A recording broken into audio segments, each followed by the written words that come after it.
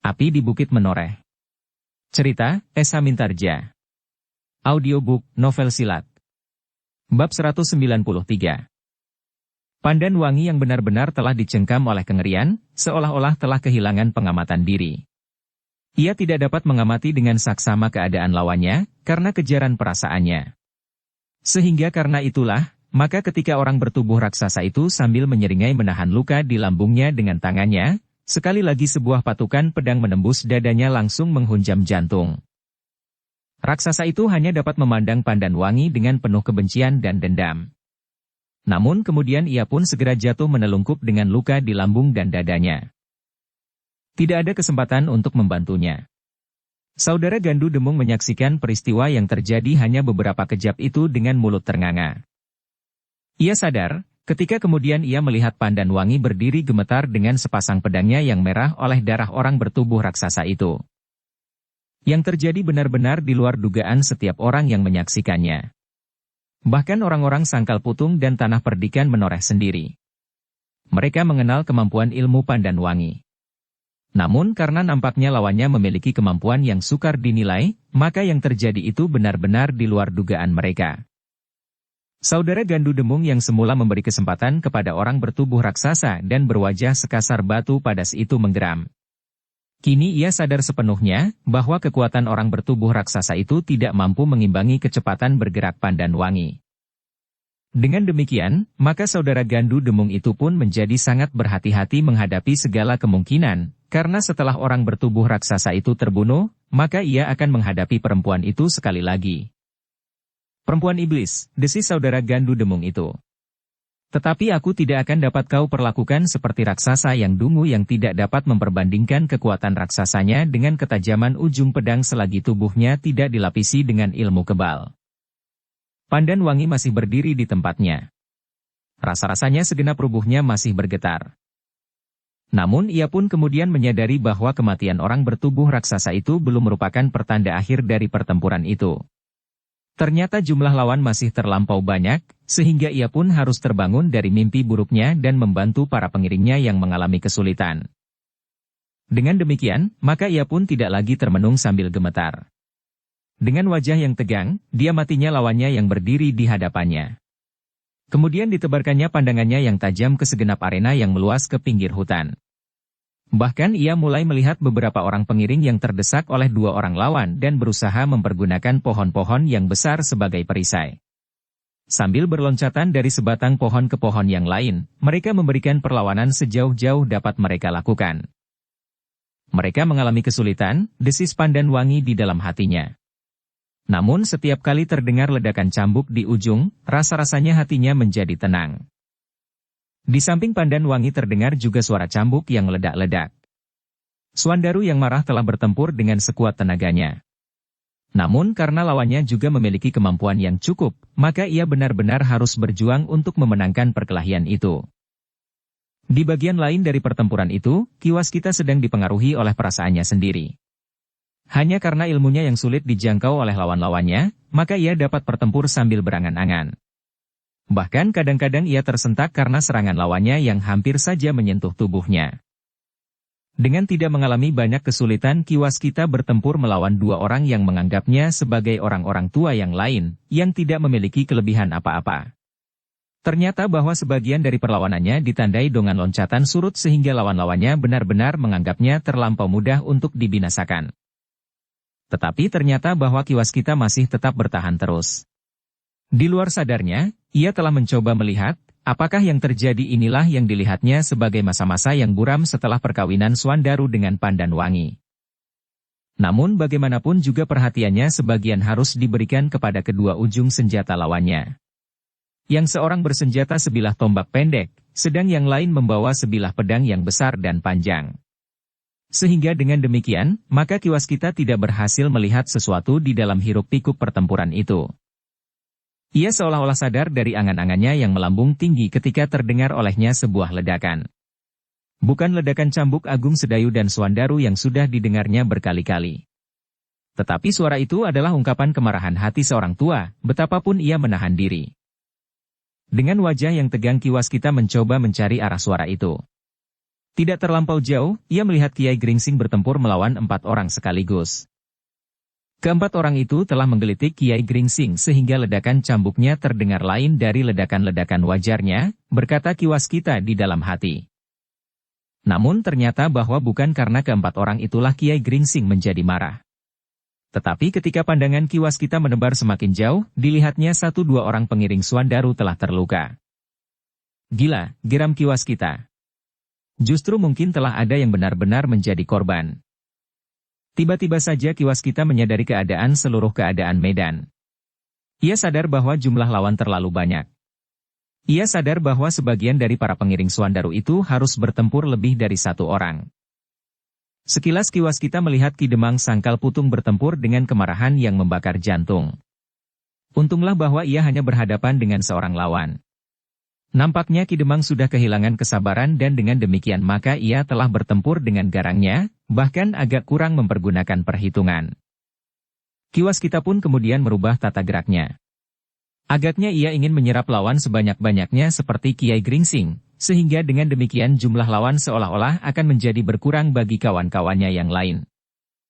Ki Waskita pun kemudian bertempur semakin cepat. Sambil mengerutkan dahi ia melihat korban tusukan pedang Pandan Wangi. Namun kemudian terasa bahwa ia harus berbuat lebih banyak lagi dari yang sudah dilakukannya. Ki Waskita masih selalu dapat mengendalikan diri. Namun ia pun kemudian membuka ikat kepalanya. Bukan didesak oleh kemarahan yang membabi buta. Tapi dengan perhitungan-perhitungan yang menentukan. Perubahan pada tata gerak Ki Waskita membuat lawannya menjadi terkejut. Rasa-rasanya Ki Waskita telah mendapat kekuatan baru. Bahkan, rasa-rasanya kemampuannya pun menjadi berlipat. Dengan demikian maka kedua lawannya pun segera terdesak surut. Bahkan kemudian mereka merasa bahwa mereka tidak mampu lagi melawan kecepatan gerak lawannya. Apalagi ketika melihat bahwa ikat kepala yang membelit di tangan orang itu mampu menahan serangan tajam senjata mereka. Apakah orang ini mempunyai ilmu iblis? Bertanya salah seorang lawannya di dalam hatinya.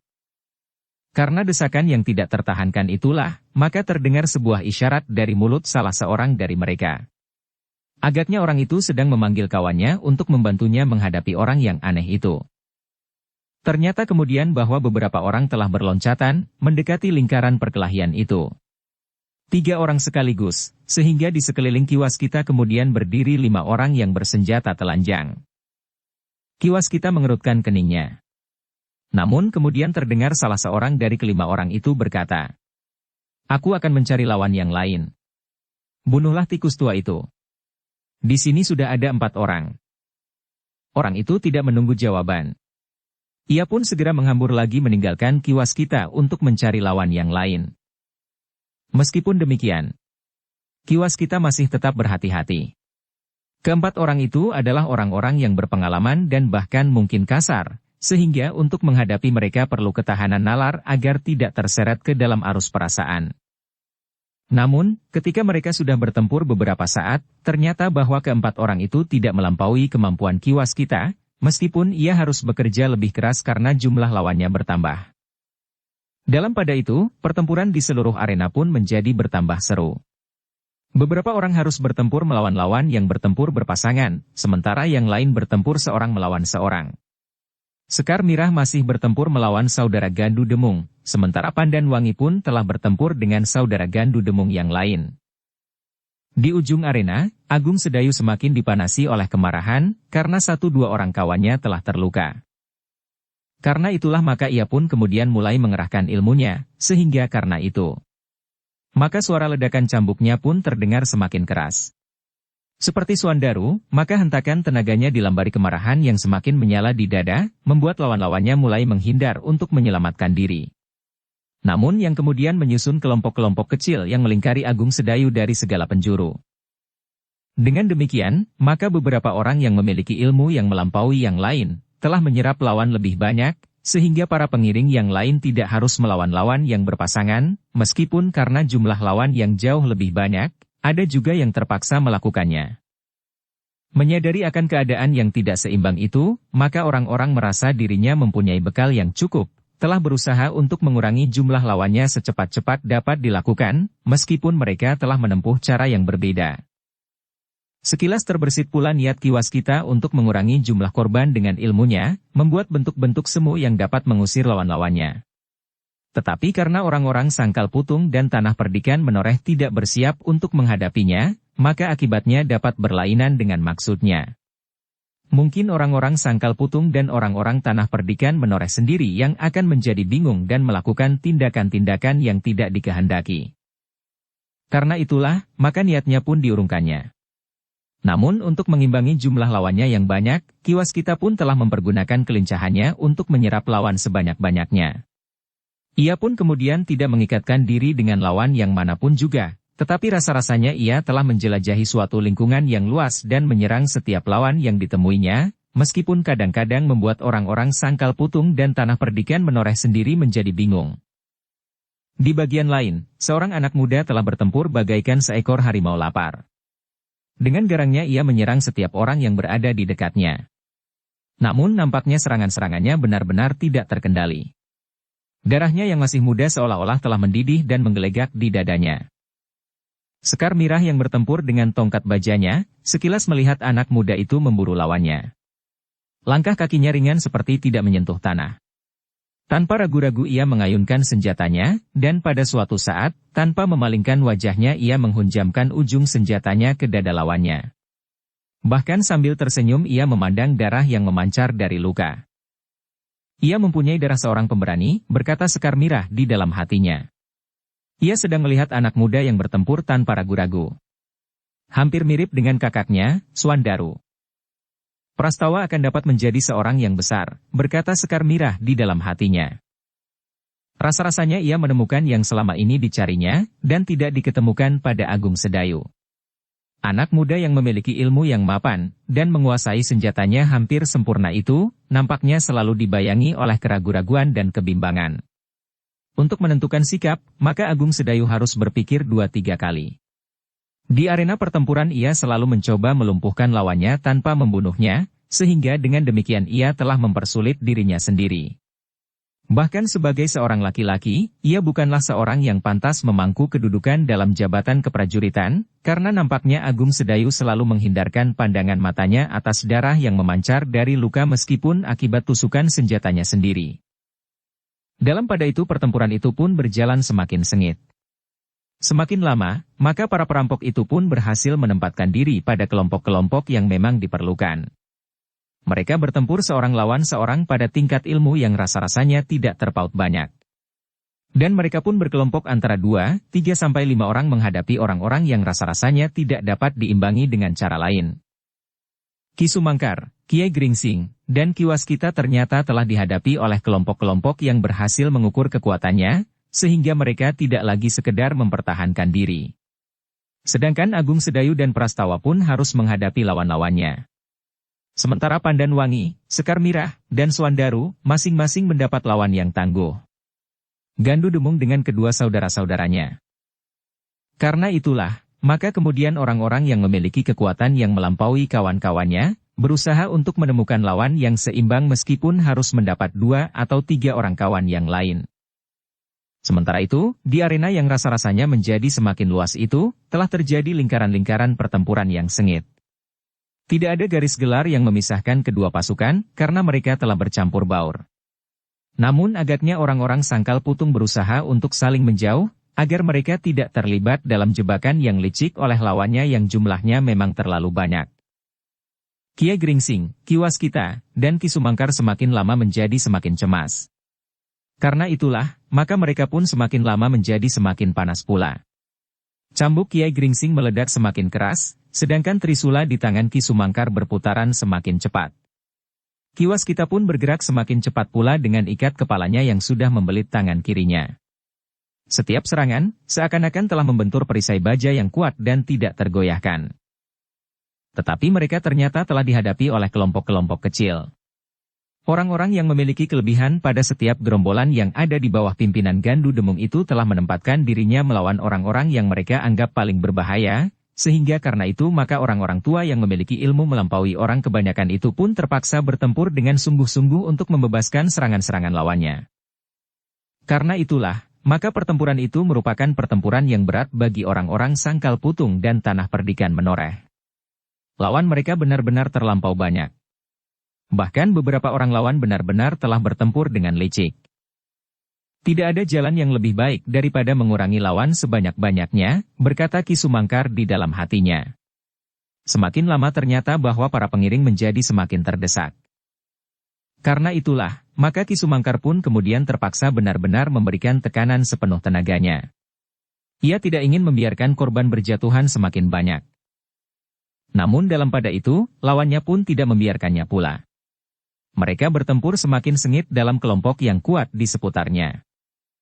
Demikian pula yang terjadi atas Kiai Gringsing dan Ki Waskita.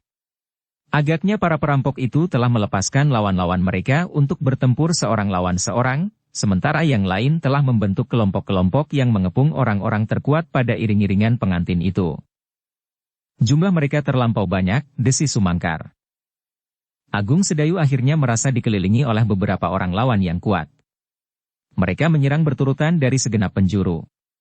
Hanya karena ketangkasannya mengayunkan cambuknya sajalah maka lawannya tidak pernah berhasil menyentuh tubuhnya dengan ujung senjata. Suandaru pun hanya dapat menggeram dan menahan kemarahan karena ia tidak dapat membebaskan dirinya dari Gandu Demung. Lawannya yang meskipun hanya seorang, namun ternyata bahwa yang seorang itu memiliki kemampuan yang dapat mengimbangi getaran ujung cambuknya. Kiai Gringsing, Ki Waskita, dan Ki Sumangkar menjadi cemas, mereka bertiga tidak dapat begitu saja melepaskan diri dari putaran lawannya. Bahkan dengan mengerahkan segenap kemampuan mereka sekalipun. Karena lawan bagaikan berada di segala tempat. Sementara itu, para pengiring yang lain rasa-rasanya menjadi semakin terdesak juga. Satu-satu korban berjatuhan, bahkan rasa-rasanya semakin mencemaskan. Dalam pada itu, Prastawa telah bertempur dengan gigihnya. Setiap kali terdengar sebuah teriakan nyaring. Pedangnya berputaran dan mematuk dengan dahsyatnya. Tetapi itu tidak berarti bahwa akhir perkelahian itu mulai membayang. Kiai Gringsing dan orang-orang terkuat di antara para pengiring menyadari bahwa jika perkelahian ini berlangsung lebih lama lagi, meskipun mereka akan dapat menjatuhkan korban demi korban, tetapi agaknya korban dari para pengiring yang jatuh terjadi lebih cepat, sehingga dengan demikian, maka para pengiring dari Sangkal Putung dan Tanah Perdikan Menoreh itu akan susut dengan cepat sementara para perampok itu akan berkurang dengan perlahan-lahan, betapapun orang-orang terkuat di antara mereka mengerahkan segenap kemampuannya. Ki Demang yang bertempur dengan kemarahan yang menghentak-hentak dada mulai menyadari kelengahannya dan para pengiringnya. Mereka telah dipengaruhi oleh ketenangan di sepanjang jalan sehingga justru di depan hidung padukuhannya sendiri, mereka telah dihadapkan pada kesulitan yang sukar untuk diatasi. Tetapi sudah tentu bahwa mereka tidak dapat membiarkan diri mereka dibantai oleh lawan. Mereka pun telah bertempur sekuat-kuat tenaga dan kemampuan. Satu-satu Ki Sumangkar, Kiai Gringsing, dan Ki Waskita berhasil mengurangi jumlah lawannya. Tetapi setiap kali, orang lain telah hadir pula di lingkaran pertempurannya, karena di bagian lain, seorang pengiring telah jatuh pula terbaring di tanah dengan luka yang parah. Alangkah mahalnya biaya perkawinan Suandaru, desis Agung Sedayu. Namun dalam pada itu, hati Suandaru saat itu bagaikan dibakar oleh api kemarahannya. Seolah-olah ia ingin menepuk dada sambil berteriak bahwa dirinya adalah orang yang paling berkuasa di Kademangan itu selain ayahnya. Aku dapat mengerahkan semua kekuatan yang ada di Sangkal Putung dan Menoreh, katanya di dalam hati. Dan aku akan memusnahkan mereka seperti aku dapat membakar batang ilalang kering di padang ini. Tetapi yang terjadi bukannya seperti yang diangan-angankan. Orang-orang itu sedang berusaha membinasakan para pengiringnya. Dan dalam saat seperti itu, ia tidak dapat berbuat apa-apa, selain mempergunakan kekuatan yang sudah ada. Kenyataan itu benar-benar sangat mendebarkan jantung. Betapapun kemarahan memuncak di hatinya, tetapi ia harus menghadapi kenyataan, juga tentang lawannya. Meskipun Suandaru sudah mengerahkan kemampuannya, tetapi ia tidak segera dapat mengalahkan Gandu Demung. Betapa pahitnya kenyataan itu bagi Suandaru.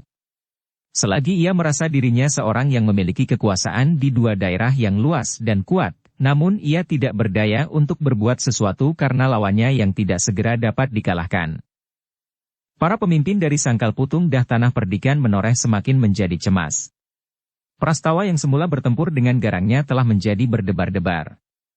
Setiap kali ia melihat kawannya terluka, maka hatinya bertambah kecut. Meskipun ia tidak diganggu oleh ketakutan tentang dirinya sendiri, tetapi ia segera dipengaruhi oleh keadaan kawan-kawannya yang terdesak. Namun Sekar Mirah tidak sempat memperhatikan keadaan anak muda itu karena ia harus bertempur dengan sekuat tenaganya. Saudara Gandu Demung yang tidak dapat segera mengalahkannya itu ternyata telah memanggil seorang kawan untuk melawan gadis dari Sangkal Putung itu. Dalam pada itu, maka jumlah yang besar dari para perampok itu agaknya ikut menentukan. Perlahan-lahan mereka berhasil mendesak lawan mereka. Bahkan oleh pengalaman yang luas, mereka seakan-akan telah melingkari para pengiring dari Sangkal Putung dan Tanah Perdikan Menoreh. Mereka tidak mendesak para pengiring itu untuk memasuki hutan kecil, namun mereka seolah-olah telah berhasil mengepung dan mendesak mereka ke lingkaran yang semakin sempit. Gila, desis Ki Demang Sangkal Putung.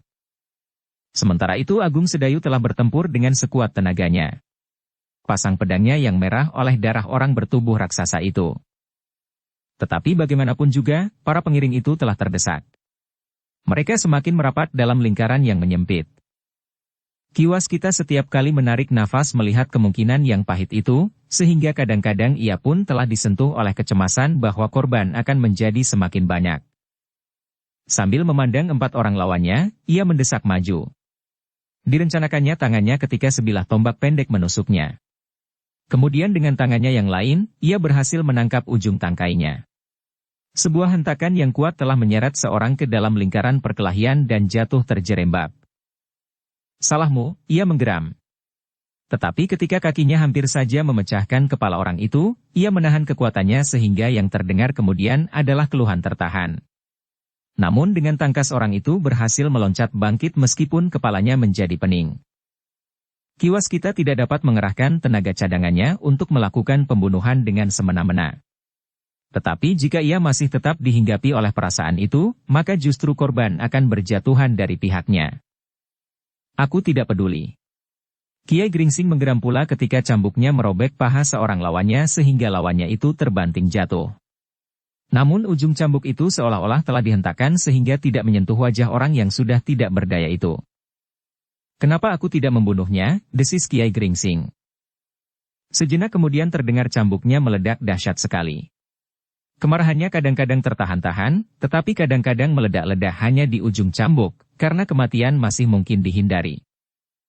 Ki Sumangkarlah yang kemudian tidak lagi mengendalikan dirinya karena ia seolah-olah berada di sisi yang lain dari perkelahian itu. Lawannya mendesaknya tanpa ampun, sehingga ia pun tidak lagi dapat mempertimbangkan untuk mengampuni. Itulah sebabnya maka di sisi itu rasa-rasanya orang-orang Sangkal Putung mendapat kesempatan untuk mengadakan perlawanan sebaik-baiknya. Lawan-lawan mereka tidak berhasil mendesak terus. Bahkan Ki Sumangkar seakan-akan selalu berhasil memecahkan kepungan yang menghimpitnya. Jika aku tidak membunuh lawan sebanyak-banyaknya maka kawan-kawankulah yang terbunuh. Bahkan mungkin muridku. Meskipun beberapa orang dari antara mereka yang dikepung oleh para perampok itu ternyata berhasil menggoncangkan lawan-lawannya, tetapi keadaan keseluruhan medan memang agak mengkhawatirkan. Kiai Gringsing, Ki Waskita, dan Sumangkar yakin bahwa jika pertempuran itu dibiarkannya demikian seterusnya, mereka akan dapat mengakhiri sampai orang terakhir. Tetapi sementara itu, mungkin orang-orang terpenting di pihaknya sempat menjadi korban. Ada sesuatu yang harus dilakukan, desis Kiai Gringsing. Ki Demang harus bertindak cepat. Beberapa puluh tonggak lagi adalah padukuhan yang dihuni oleh beberapa orang anak-anak muda yang di antara mereka adalah pengawal-pengawal Sangkal Putung. Karena itulah, maka Kiai Gringsing kemudian berusaha untuk mendekati Ki Demang Sangkal Putung. Baginya tidak terlalu sulit untuk bergeser di arena itu, meskipun ia dikepung oleh beberapa orang sekaligus. Dalam pada itu, Ki Demang benar-benar telah menjadi cemas. Betapapun akhir dari perkelahian itu, bahkan seandainya orang-orang terkuat di pihaknya akan dapat menumpas lawan sampai habis sekalipun, namun jika anaknya sempat menjadi korban, maka perjalanan mereka, bahkan hidupnya pun menjadi sia-sia. Karena itulah, maka Ki Demang pun kemudian berkelahi dengan membabi buta, bahkan hampir putus asa. Dalam keadaan yang mengkhawatirkan itulah Gandu Demung dan anak buahnya sempat berteriak-teriak dengan kasarnya untuk mempengaruhi pertempuran. Suara mereka yang kasar dan keras, seolah-olah membuat hati lawannya menjadi semakin gemetar. Kesulitan demi kesulitan terasa di antara para pengiring dari Sangkal Putung dan Tanah Perdikan Menoreh. Mereka terdesak dalam kepungan yang semakin sempit, sehingga sebagian dari mereka telah merasa bahwa mereka benar-benar akan mengalami kegagalan yang pahit. Dalam pada itu, selagi keadaan yang parah itu menekan orang-orang Sangkal Putung dan Tanah Perdikan menoreh, dibumbui oleh harapan-harapan yang semakin menyala di hati para perampok, meskipun sebagian dari mereka merasa bahwa perjuangan mereka ternyata berat dan sangat perlahan-lahan dibanding dengan jumlah mereka yang jauh lebih banyak dari lawannya. Maka saat itu orang-orang di Sangkal Putung sibuk mempersiapkan penyambutan atas kedatangan sepasang pengantin yang menurut rencana akan datang. Pada hari itu, beberapa orang pengawal telah siap menjemput mereka di regol padukuhan yang pertama. Kemudian di sepanjang jalan, beberapa orang sudah menunggu, karena mereka ingin melihat sepasang pengantin yang akan diterima di Kademangan Sangkal Putung dengan upacara yang besar dan meriah. Mereka tentu maju perlahan-lahan sekali, berkata salah seorang pengawal kepada kawan-kawannya. Bukankah menurut rencana, mereka semalam bermalam di Mataram? Desis yang lain. Ya. Tetapi kapan mereka berangkat dari Mataram? Tentunya tidak terlampau siang, apalagi sore hari. Tentu tidak. Yang lain terdiam. Tetapi rasa-rasanya mereka sudah menunggu terlampau lama. Para perampok pun merasa telah bertempur terlampau lama. Beberapa orang pemimpin mereka menjadi tidak sabar lagi. Tetapi mereka tidak dapat memaksakan kemenangan yang lebih cepat meskipun sudah terasa. Rasa-rasanya beberapa orang di antara orang-orang Sangkal Putung dan Tanah Perdikan menoreh telah menghambat kemenangan mereka, sehingga kemarahan mereka menjadi semakin memuncak. Sementara anak-anak muda yang menunggu kehadiran sepasang pengantin itu mengisi waktunya dengan berbagai permainan. Macanan atau mulmulan. Berpasangan mereka duduk di sebelah gardu di regol padukuhan. Setiap kali mereka mengangkat kepala mereka sambil memandang ke kejauhan. Jika selembar debu mengepul, mereka pun segera meloncat berdiri. Namun jika debu itu lenyap tanpa meninggalkan bayangan apapun, mereka menjadi kecewa dan duduk lagi di belakang permainan mereka. Tetapi akhirnya mereka pun jemu bermain-main. Mereka mulai berkelakar sambil saling mengganggu. Suara tertawa meledak-ledak tidak henti-hentinya. Tentu Swandaru terlambat bangun, dan tidak ada yang berani mengganggunya, desis salah seorang anak muda. Yang lain menyahut sambil tertawa. Pengantin itu tentu lebih senang bermalam semalam lagi di Mataram. Mereka tidak akan diganggu oleh upacara yang tentu terasa sangat menjemukan. Suara tertawa pun meledak di antara mereka. Namun tiba-tiba saja mereka terkejut ketika salah seorang berteriak. Lihat mereka datang. Anak-anak muda itu pun segera berloncatan. Berdesak-desakan mereka berdiri di luar regol. Bahkan ada di antara mereka yang meloncat ke atas dinding. Tetapi mereka pun termangu-mangu. Dan bahkan salah seorang dari mereka bertanya di antara kawan-kawannya. Kuda. Kau lihat seekor kuda berlari-lari tanpa penunggang? 2. Oh, 3. Aku melihat 3 ekor kuda, teriak yang berdiri di atas dinding batu. Tiba-tiba saja suasana telah berubah sama sekali. Mereka yang bergurau dengan gelak tertawa, tiba-tiba saja telah dicengkam oleh suatu teka-teki yang aneh. Tangkaplah kuda-kuda itu. Kita akan dapat menduga, siapakah penunggang-penunggangnya. Apakah mereka orang-orang yang kebetulan sedang turun dari kuda-kuda mereka, tetapi karena suatu kejutan kuda-kuda itu berlari, atau mungkin karena sesuatu hal penunggang-penunggangnya telah terjatuh atau sebab-sebab lain. Beberapa orang anak muda pun melangkah maju. Mereka telah bersiap-siap untuk menghentikan kuda-kuda yang sedang berlari itu. Agaknya kuda-kuda itu pun tidak berlari-larian terus. Ketika kuda-kuda itu melihat beberapa orang yang berdiri di jalan yang akan dilalui, nampaknya kuda-kuda itu pun telah berlari semakin lambat, sehingga dengan demikian, maka usaha untuk menangkapnya tidak terlampau sulit. Lihat, apakah yang ada di dalam bungkusan di pelana kuda itu, berkata salah seorang dari mereka. Beberapa orang anak muda pun kemudian melihat sebuah bungkusan yang tergantung di pelana kuda itu. Beberapa lembar pakaian. Hi, bukankah ini pakaian damar? Hi, ini pakaian damar. Aku tahu benar. Dan ini, desis seorang sambil mengamati kuda itu. Anak-anak muda itu menjadi tegang. Mereka pun kemudian mengerumuni kawannya yang sedang merentangkan sebuah baju lurik berwarna merah soga. Apakah kau yakin? Bertanya salah seorang dari mereka. Aku yakin. Aku juga mempunyai baju seperti ini, karena kami berdua membeli lurik bersama-sama dan membuat bersama-sama pula. Jadi, kuda ini adalah kuda yang dipergunakan oleh Damar. Aku kira begitu. Anak-anak muda itu terdiam sejenak. Tanpa mereka sadari, mereka pun kemudian mengambil bungkusan-bungkusan kecil yang berada di pelana kuda yang lain pula. Meskipun mereka tidak segera dapat mengenal, namun mereka yakin bahwa pakaian kawan-kawan mereka dan kuda-kuda para pengawal sangkal putung. Apakah yang sudah terjadi? Desis seorang anak muda yang bertubuh tinggi. Sejenak mereka termangu-mangu. Namun ketika mereka melihat seekor kuda lagi berlari-lari mendekati Regol, tiba-tiba saja salah seorang berteriak. Itu kuda Swandaru. Ya. Itu kuda Swandaru. Dada anak-anak muda itu rasa-rasanya berdentang terlampau cepat. Tiba-tiba saja anak muda bertubuh tinggi itu berteriak. Siapa ikut aku? Dan tanpa berpikir panjang lagi ia pun segera meloncat naik ke atas punggung kuda dan berpacu menyusur jalan dari arah kuda-kuda itu datang. Demikian pula 3 orang kawannya yang tidak mau ketinggalan, mempergunakan kuda-kuda yang ada dan menyusul kawannya yang bertubuh tinggi itu. Tunggu, teriak yang lain. Tetapi keempat orang itu sudah menjadi semakin jauh. Agaknya sesuatu telah terjadi dengan rombongan pengantin. Tidak mungkin bahwa mereka membiarkan kuda-kuda mereka berlari mendahului dan iring-iringan itu melanjutkan perjalanan dengan berjalan kaki, desis salah seorang dari anak-anak muda yang masih berdiri di Regol. Kita mencari kuda. Cepat, teriak salah seorang dari mereka. Kata-katanya itu ternyata telah menggerakkan anak-anak muda itu. Mereka pun kemudian berlari-larian ke rumah-rumah yang terdekat, yang diperkirakan mempunyai kuda tunggangan. Tegar atau tidak tegar? Dalam keadaan yang tergesa-gesa itu akhirnya mereka berhasil mengumpulkan 7 ekor kuda sehingga 7 orang dari antara mereka pun segera berpacu menyusul ke 4 kawan-kawannya yang sudah mendahului mereka.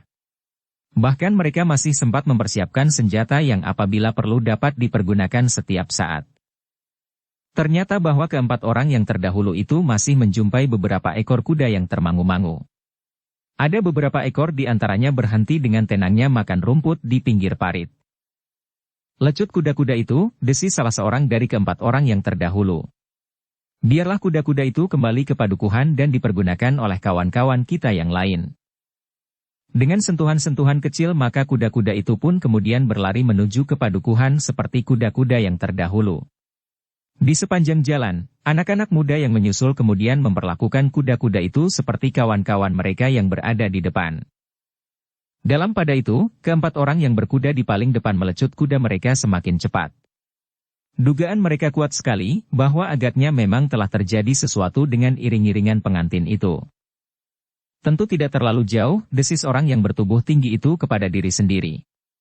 Jika peristiwa yang terjadi itu masih cukup jauh, kuda-kuda itu tentu tidak dengan mudah menemukan jalan kembali ke kandang mereka. Karena itulah maka ia pun berpacu semakin cepat. Dan dugaan yang paling kuat adalah hutan di ujung Kademangan. Sementara itu pertempuran di pinggir hutan itu masih berlangsung. Meskipun para perampok itu berhasil mendesak lawan-lawannya, tetapi mereka nampaknya merasa pekerjaan mereka terlalu lamban. Mereka ingin segera menguasai keadaan seluruhnya dan memaksa sisa lawannya untuk menyerahkan semua miliknya dan merampas milik orang-orang yang terluka dan barangkali terbunuh di arena. Apalagi ketika mereka menyadari bahwa korban di antara mereka pun masih berjatuhan terus, terutama di sekitar orang-orang yang mempergunakan senjata-senjata yang aneh. Cambuk, trisula, ikat kepala, dan beberapa orang lain yang memiliki kelebihan dari kawan-kawannya.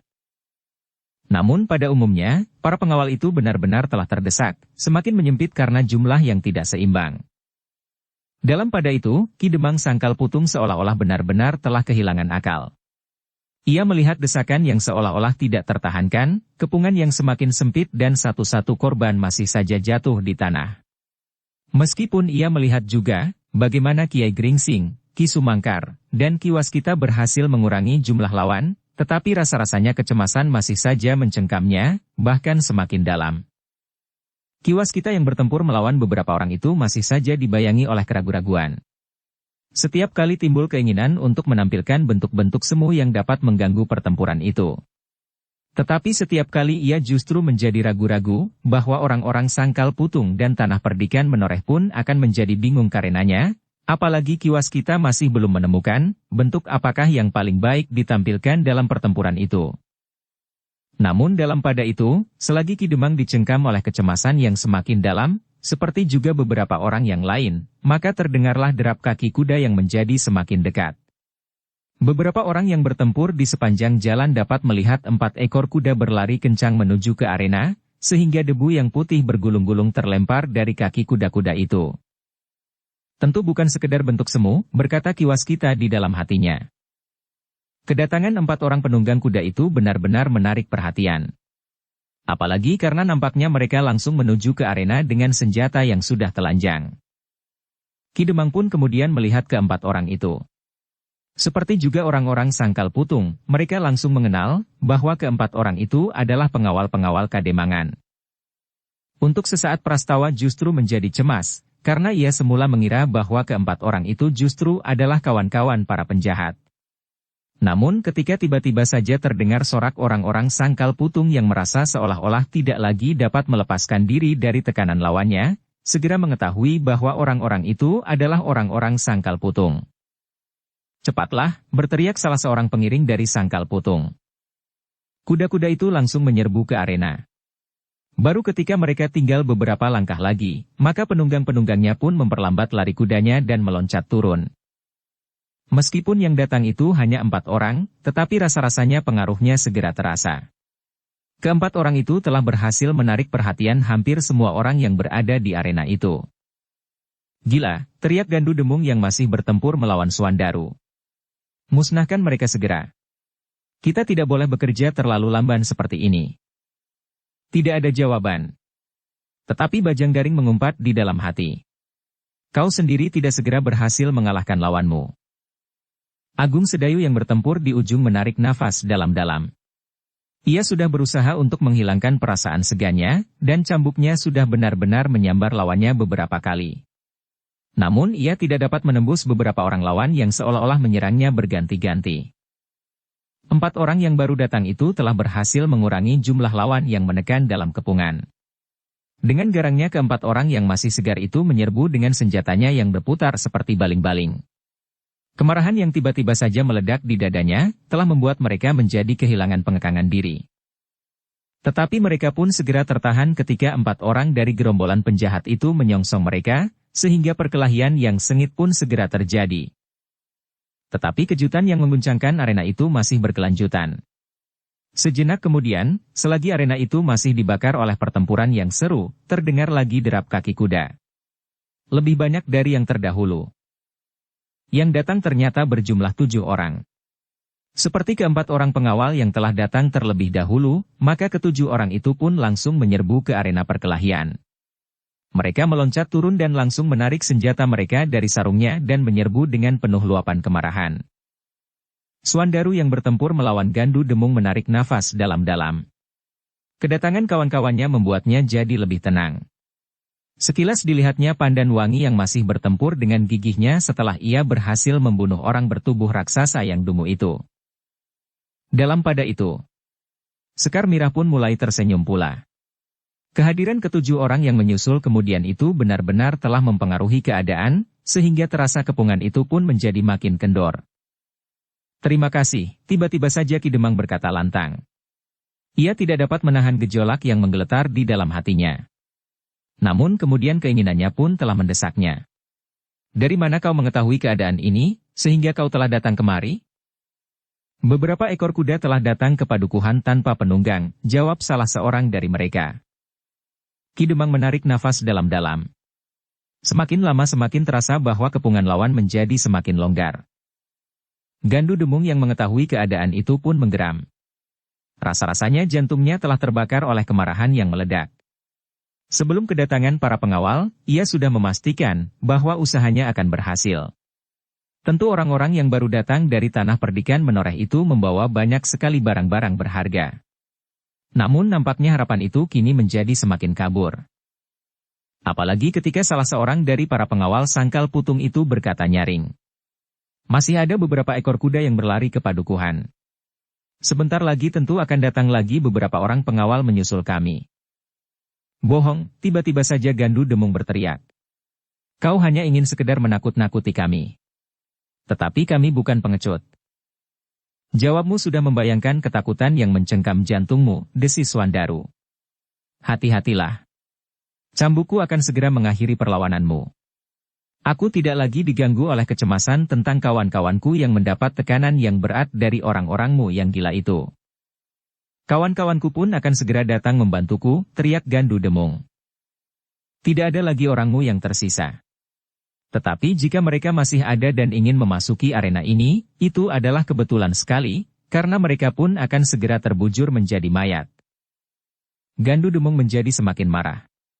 Tetapi kemarahannya sama sekali tidak berhasil merubah kenyataan yang harus dihadapinya. Perlahan kawan-kawannya pun menjadi semakin mengendor, karena korban pun berjatuhan. 11 orang pengawal yang datang kemudian itu benar-benar telah ikut menentukan akhir dari perkelahian yang semula jumlahnya tidak seimbang sama sekali. Meskipun di saat terakhir jumlah mereka masih tetap lebih banyak, tetapi selisih yang tidak terlampau jauh itu sama sekali tidak banyak berpengaruh, karena sebagian dari mereka telah diserap di seputar orang-orang yang mempunyai kelebihan dari kebanyakan.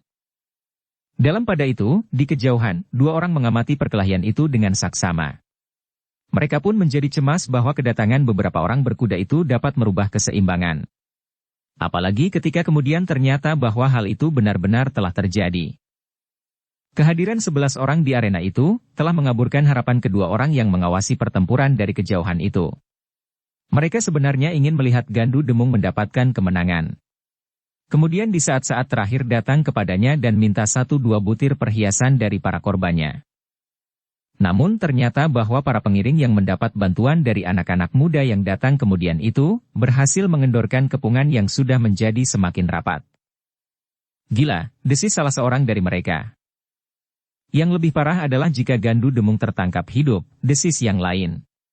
Kita kehilangan beberapa butir berlian, ditambah lagi dengan tugas yang paling gila. Tugas yang paling aku benci selama aku berada di lingkungan ini. Kawannya hanya menarik nafas. Namun kemudian dahinya berkerut semakin dalam ketika ia melihat 2 ekor kuda sedang mendatang. Ditambah dengan 2 orang lagi, desisnya kemudian. Seorang lagi di belakangnya. Gila. Tetapi kenapa mereka datang seorang demi seorang? Bukan sepasukan yang lengkap sekaligus? Mereka tentu tidak bersiap menghadapi peristiwa yang tidak terduga-duga itu. Karena itu, siapa yang telah mendapatkan kuda ialah yang berangkat lebih dahulu. 3 orang ini akan sangat penting artinya bagi pertempuran yang sudah mulai kacau. Kepungan Gandu Demung sebentar lagi akan pecah dan usahanya yang sudah hampir berhasil itu ternyata sia-sia. Korban yang berjatuhan tidak memberikan apa-apa kepadanya dan kepada kelompoknya yang berjumlah sekian banyak orang itu. Kasihan, tiba-tiba kawannya menarik nafas dalam-dalam, seolah-olah sebuah keluhan yang panjang telah terlontar dari mulutnya. Sebenarnya lah bahwa pasukan Gandu Demung semakin lama menjadi semakin terdesak. Jumlah orang yang masih lebih banyak, ternyata tidak mampu menguasai arena. Satu-satu mereka terdesak dan bahkan jatuh di tanah dengan luka di tubuhnya atau bahkan terbunuh sama sekali. Gandu Demung melihat keadaan yang berubah itu dengan kemarahan yang memuncak. Ia sadar bahwa setiap orang akan meletakkan tanggung jawab dari kegagalan ini di atas pundaknya, terutama orang-orang dari lingkungan yang berada. Anak buah Bajang Garing dan gerombolan dari Alas Pengarang. Karena itulah, maka kegelisahan yang sangat telah mencengkam dadanya.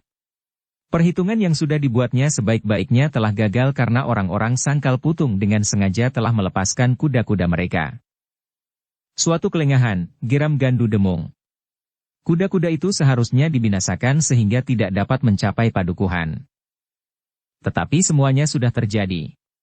Bahkan ia menduga, tentu masih ada lagi anak-anak muda yang akan berdatangan meskipun hanya 1 atau 2 orang, sehingga keseimbangan perkelahian ini benar-benar akan berubah sama sekali. Ternyata bahwa dugaan Gandu Demung itu benar. Sejenak kemudian telah muncul lagi 2 ekor kuda yang berpacu seperti angin, langsung menyerbu ke arena perkelahian. Dalam pada itu, Gandu Demung benar-benar menjadi bimbang. Apakah ia akan bertahan terus sampai orang yang terakhir? Atau ia harus mengambil sikap lain? Sebagai seorang yang telah mendapat kepercayaan dari Empu Pinang Aring untuk berada di dalam satu lingkaran pembicaraan, maka Gandu Demung adalah orang yang memiliki harapan yang baik di hari depan. Namun tiba-tiba saja ia telah terjebak dalam kelengahan, sehingga seolah-olah ia telah terperosok ke dalam satu kesulitan. Untuk beberapa saat Gandu Demung hanya dapat bertahan sambil memikirkan kemungkinan yang paling baik dapat dilakukan. Sementara itu, para pemimpin dari gerombolan yang lain benar-benar menjadi gelisah. Mereka tidak tahu apa yang akan dilakukan dan sikap apakah yang akan diambil oleh Gandu Demung. Namun untuk bertahan seterusnya, mereka tentu tidak akan mampu lagi. Gila, desis salah seorang dari gerombolan alas pengarang. Apakah kita akan dibiarkan terbakar sampai hangus di sini? Tidak ada gunanya lagi kita bertempur terus, desis yang lain. Sekilas mereka memandang hutan yang meskipun tidak terlalu lebat tetapi akan dapat dipergunakan sebagai tempat untuk menarik diri dari arena perkelahian.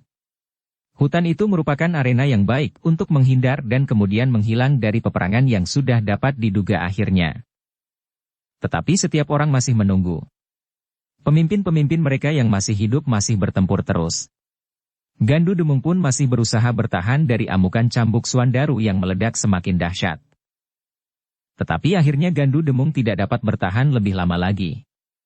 Ketika dua orang berkuda datang pula ke arena, yakinlah ia bahwa perkelahian itu harus diakhiri, meskipun harus mengorbankan harga diri. Namun itu agaknya lebih baik daripada semua orang di dalam gerombolan itu harus tumpas habis. Sejenak kemudian, maka terdengarlah dari mulut Gandu Demung suatu isyarat. Isyarat yang tidak pernah dibicarakannya lebih dahulu, karena setiap orang di dalam gerombolan itu yakin bahwa mereka akan berhasil memusnahkan lawan mereka dan merampas barang-barangnya. Meskipun demikian, karena di setiap hati telah terbersit keinginan yang serupa, maka ketika isyarat itu terdengar di arena pertempuran, maka mereka pun segera mendapatkan terjemahan yang sama. Lari dari arena pertempuran. Sejenak kemudian, maka telah terjadi hiruk-pikuk yang membingungkan. Gandu Demung telah membawa orang-orangnya berlari meninggalkan arena, namun dengan membuat kesan yang kalut, sehingga lawannya agak menemukan kesulitan untuk mengejar mereka seorang demi seorang. Apalagi setelah setiap gerombolan melakukan hal yang serupa sambil berlari memasuki hutan yang tidak terlampau lebat, namun cukup padat untuk menarik diri dan menghilang di antara pepohonan. Beberapa orang pengiring benar-benar telah kehilangan lawannya. Mereka tidak sempat mengejar karena keadaan yang membingungkan. Para perampok itu lari silang melintang, kemudian menyusup di balik pepohonan. Tetapi dalam pada itu, Suandaru benar-benar tidak mau melepaskan lawannya. Dengan kemarahan yang membara ia berhasil mengurung Gandu Demung dalam satu perkelahian, sehingga Gandu Demung itu sendiri tidak segera dapat melarikan diri. Gila, geram Gandu Demung. Tetapi bagaimanapun juga, Suandaru berhasil menahannya. Demikian juga beberapa orang yang lain, yang tidak sempat menghindar dari kejaran para pengiring dari Sangkal Putung dan Tanah Perdikan Menoreh. Karena itulah, maka Suandaru masih tetap bertempur terus melawan Gandu Demung ketika para pengiringnya sudah mulai berdatangan setelah kehilangan lawannya, sementara yang lain memaksa lawan-lawannya yang tidak berdaya lagi untuk menyerah. Letakkan senjata kalian, terdengar suara Agung Sedayu di ujung hutan. Beberapa orang yang tidak berhasil lolos dengan cemas meletakkan senjata mereka dan digiring ke dalam satu tempat yang dilingkari oleh beberapa orang pengiring yang bersenjata telanjang. Mereka sama sekali tidak lagi merupakan pengiring-pengiring pengantin yang berwajah cerah karena kegembiraan, tetapi mereka adalah pengawal-pengawal dengan dahi yang berkerut tegang sambil menggenggam senjata. Namun dalam pada itu, di bagian lain dari arena, Suandaru masih tetap bertempur melawan Gandu Demung. Suara cambuknya masih saja meledak-ledak memekakkan telinga.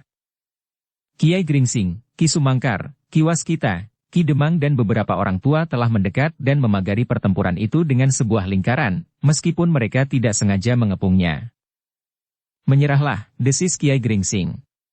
Tidak ada seorang pun yang masih melakukan perlawanan kecuali kau. Tetapi Gandu Demung menggeretakkan giginya sambil menggeram.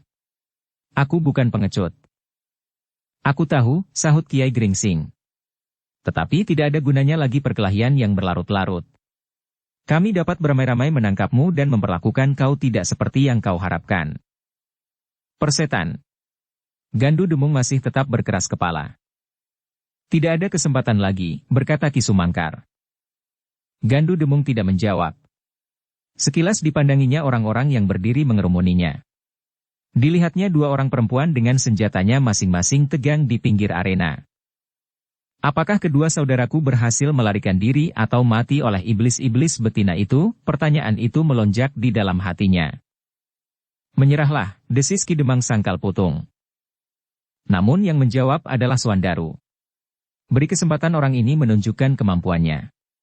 Keberaniannya mencegat iring-iringan ini telah menimbulkan kekaguman di dalam hatinya, apalagi setelah aku bertempur beberapa saat lamanya tanpa dapat mengalahkannya. Tidak ada gunanya, Suandaru, berkata Kiai Gringsing. Kita dapat minta kepadanya agar meletakkan senjatanya. Kita dapat menyelesaikan sisa persoalan yang ada dengan cara yang lebih baik. Gandu Demung termangu-mangu sejenak. Namun ia tidak menjawab. Bahkan sikap Kiai Gringsing telah menumbuhkan harapan di dadanya untuk berbuat sesuatu. Aku harus berpura-pura, berkata Gandu Demung. Jika mereka lengah, aku dapat meloncat masuk ke dalam hutan itu. Dalam pada itu, maka Kiai Gringsing pun meneruskan. Berilah ia kesempatan, Suandaru. Wajah Suandaru masih tetap tegang. Serangannya sama sekali tidak mengendur, sehingga pertempuran itu masih tetap merupakan pertempuran yang seru. Biarlah orang itu menyerah, Suandaru. Ki Sumangkar pun mencoba untuk menenangkan hati anak yang gemuk itu. Namun Suandaru kemudian menggeram. Orang ini tentu pemimpin dari gerombolan yang telah mencoba merampok kita. Karena itu, aku ingin membuktikan bahwa sebenarnya ia tidak berdaya apa-apa melawan orang-orang Sangkal Putung. Maksudmu, bertanya Ki Demang. Jangan ganggu. Perkelahian ini akan dilanjutkan dengan perang tanding sampai selesai, sampai terbukti, apakah Suandaru dapat dikalahkannya atau mengalahkannya. Dengan demikian akan ternyata bahwa Suandaru mempunyai kemampuan yang dapat diperbandingkan dengan seorang pemimpin gerombolan yang cukup besar di daerah ini. Ki Demang memandang wajah Kiai Gringsing sejenak. Namun tidak sepatah kata pun yang keluar dari sela-sela bibirnya. Kiai Gringsing agaknya dapat mengerti kecemasan di hati Ki Demang itu, sehingga ia pun kemudian berkata. Suandaru, cobalah berpikir dengan tenang. Jangan terburu nafsu. Orang itu adalah satu-satunya orang yang masih memegang senjata. Jika kita dapat mengendalikan diri, aku berharap bahwa masalahnya dapat diselesaikan dengan cara lain, bukan dengan perang tanding. Tidak. Suandaru menggeram. Aku telah memutuskan untuk memberikan kesempatan kepadanya. Berbahaya sekali Suandaru. Apalagi kau sedang dalam keadaan yang khusus sekarang ini. Aku akan membuktikan bahwa Suandaru memiliki kemampuan yang cukup untuk menindas gerombolan semacam ini. Agar pada saatnya mereka menyadari bahwa mereka tidak akan dapat berbuat apa-apa di Sangkal Putung dan di Tanah Perdikan Menoreh, karena aku berada di kedua daerah itu. Jawaban itu membuat hati setiap orang menjadi berdebar-debar. Namun orang-orang tua menganggap bahwa Suandaru baru dicengkam oleh kemarahan yang tidak tertahankan. Karena itulah, maka sikapnya telah mengejutkan orang-orang yang mengerumuninya. Seolah-olah mereka melihat seorang anak muda yang tidak lagi dapat mengendalikan dirinya, atau bahkan telah disentuh oleh kesombongan yang disadari atau tidak telah terlontar pada sikapnya itu. Apalagi ketika Suandaru kemudian melepaskan lawannya sesaat sambil menengadahkan wajahnya. Sementara itu, Gandu Demung berdiri tegak seperti batang. Ia benar-benar tersinggung melihat sikap Suandaru. Tetapi ia masih tetap sadar bahwa yang paling baik dalam keadaan seperti itu adalah melarikan diri. Kau dapat memilih, berkata Suandaru dengan lantang. Bertempur dalam perang tanding sampai selesai, maksudku, salah seorang dari kita harus mati atau melarikan diri. Jika kau memang ingin melarikan diri, aku tidak berkeberatan. Pergilah. Aku menjamin bahwa kau akan selamat. Hinaan itu benar-benar telah membakar hati Gandu Demung. Bagaimanapun juga, ia masih mempunyai harga diri. Apalagi sebagai seorang yang telah merasa dirinya memiliki kemampuan yang cukup dan mendapat kepercayaan duduk pada sebuah pembicaraan yang penting dengan Empu Pinang Aring. Cepat, teriak Suandaru. Kau harus segera menentukan sikap. Perang tanding atau melarikan diri? Gandu Demung menggeram. Jawabnya. Sebenarnya aku akan melarikan diri. Tetapi tidak karena belas kasihan seperti itu. Aku akan melarikan diri dalam usahaku untuk sementara mengurungkan niatku menghancurkan Sangkal Putung.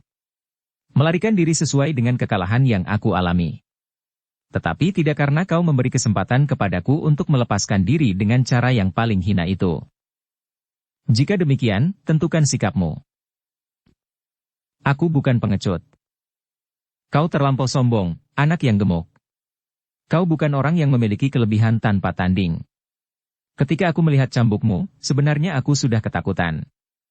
Tetapi ternyata bukan kaulah yang disebut orang bercambuk itu.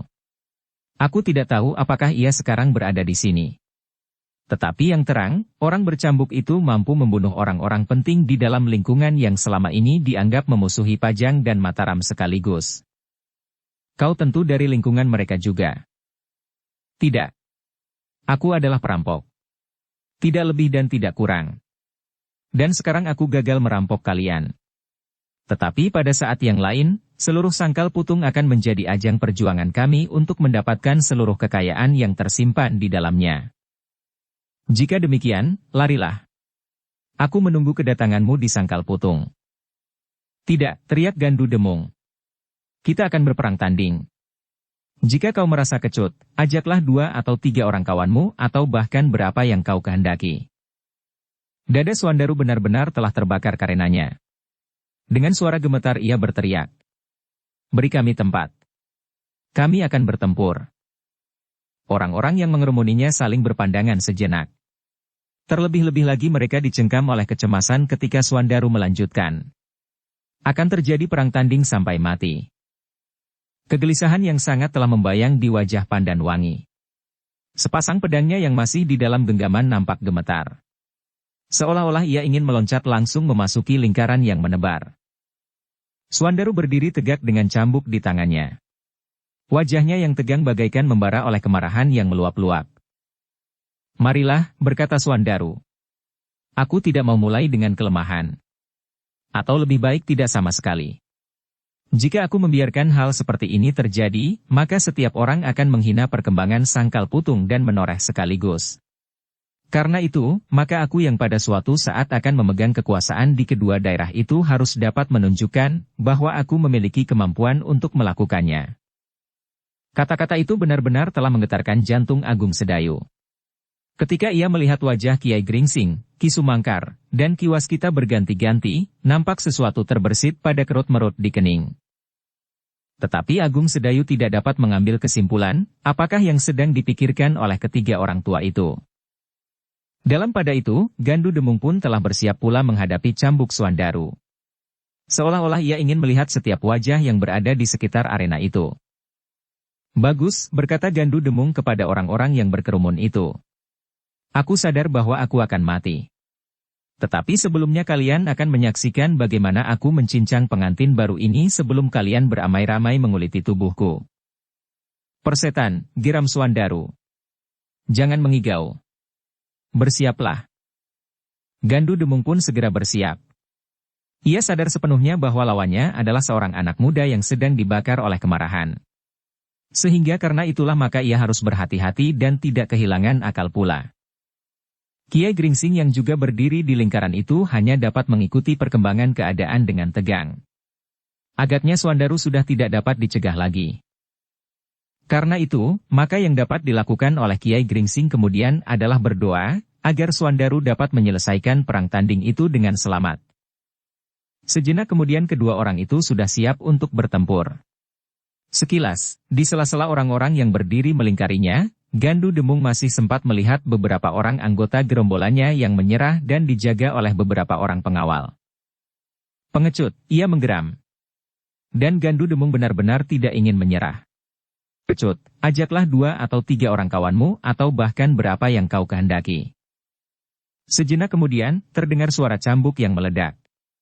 Swandaru nampaknya sudah tidak sabar lagi. Terdengar suaranya yang bergetar. Cepatlah, supaya kau cepat pula dimasukkan ke dalam kubur. Wajah Gandu Demung pun telah membara. Ia bukan orang yang sabar menghadapi celaan. Karena itulah maka ia pun segera bersiap menghadapi setiap kemungkinan. Dengan tegang Swandaru bergeser selangkah ke samping. Tangannya sudah siap mengayunkan cambuknya yang berjuntai panjang dengan karah besi baja di beberapa tempat. Namun Swandaru terkejut karena dengan tidak diduga-duga, saat kakinya sedang melangkah untuk kedua kalinya, tiba-tiba saja Gandu Demung meloncat dengan cepatnya sambil menjulurkan senjatanya. Suandaru tidak bersiaga menghadapi serangan itu, sehingga dengan demikian, maka yang dapat dilakukannya adalah meloncat menghindar selangkah surut. Tetapi Gandu Demung mempergunakan setiap saat sebaik-baiknya. Ia tidak menarik serangannya, tetapi mengayunkan senjatanya mendatar mengarah ke lambung Suandaru. Kaki Suandaru masih terbuka. Karena itu, ia tidak sempat mengelak lagi dengan langkah surut karena berat tubuhnya. Tetapi ia pun tidak sempat menangkis serangan itu dengan cambuknya, sehingga karena itu ia harus cepat menentukan sikap untuk menghindarkan diri dari senjata lawannya yang akan dapat menyobek lambungnya. Dalam kesulitan itu, Suandaru tidak mempunyai pilihan lain. Jika ia tidak mau tersayat oleh senjata lawannya, maka ia pun harus melakukannya. Dengan cepat pula Suandaru menjatuhkan diri. Kemudian berguling melingkar mundur. Namun lawannya benar-benar ingin mempergunakan kesempatan itu sebaik-baiknya.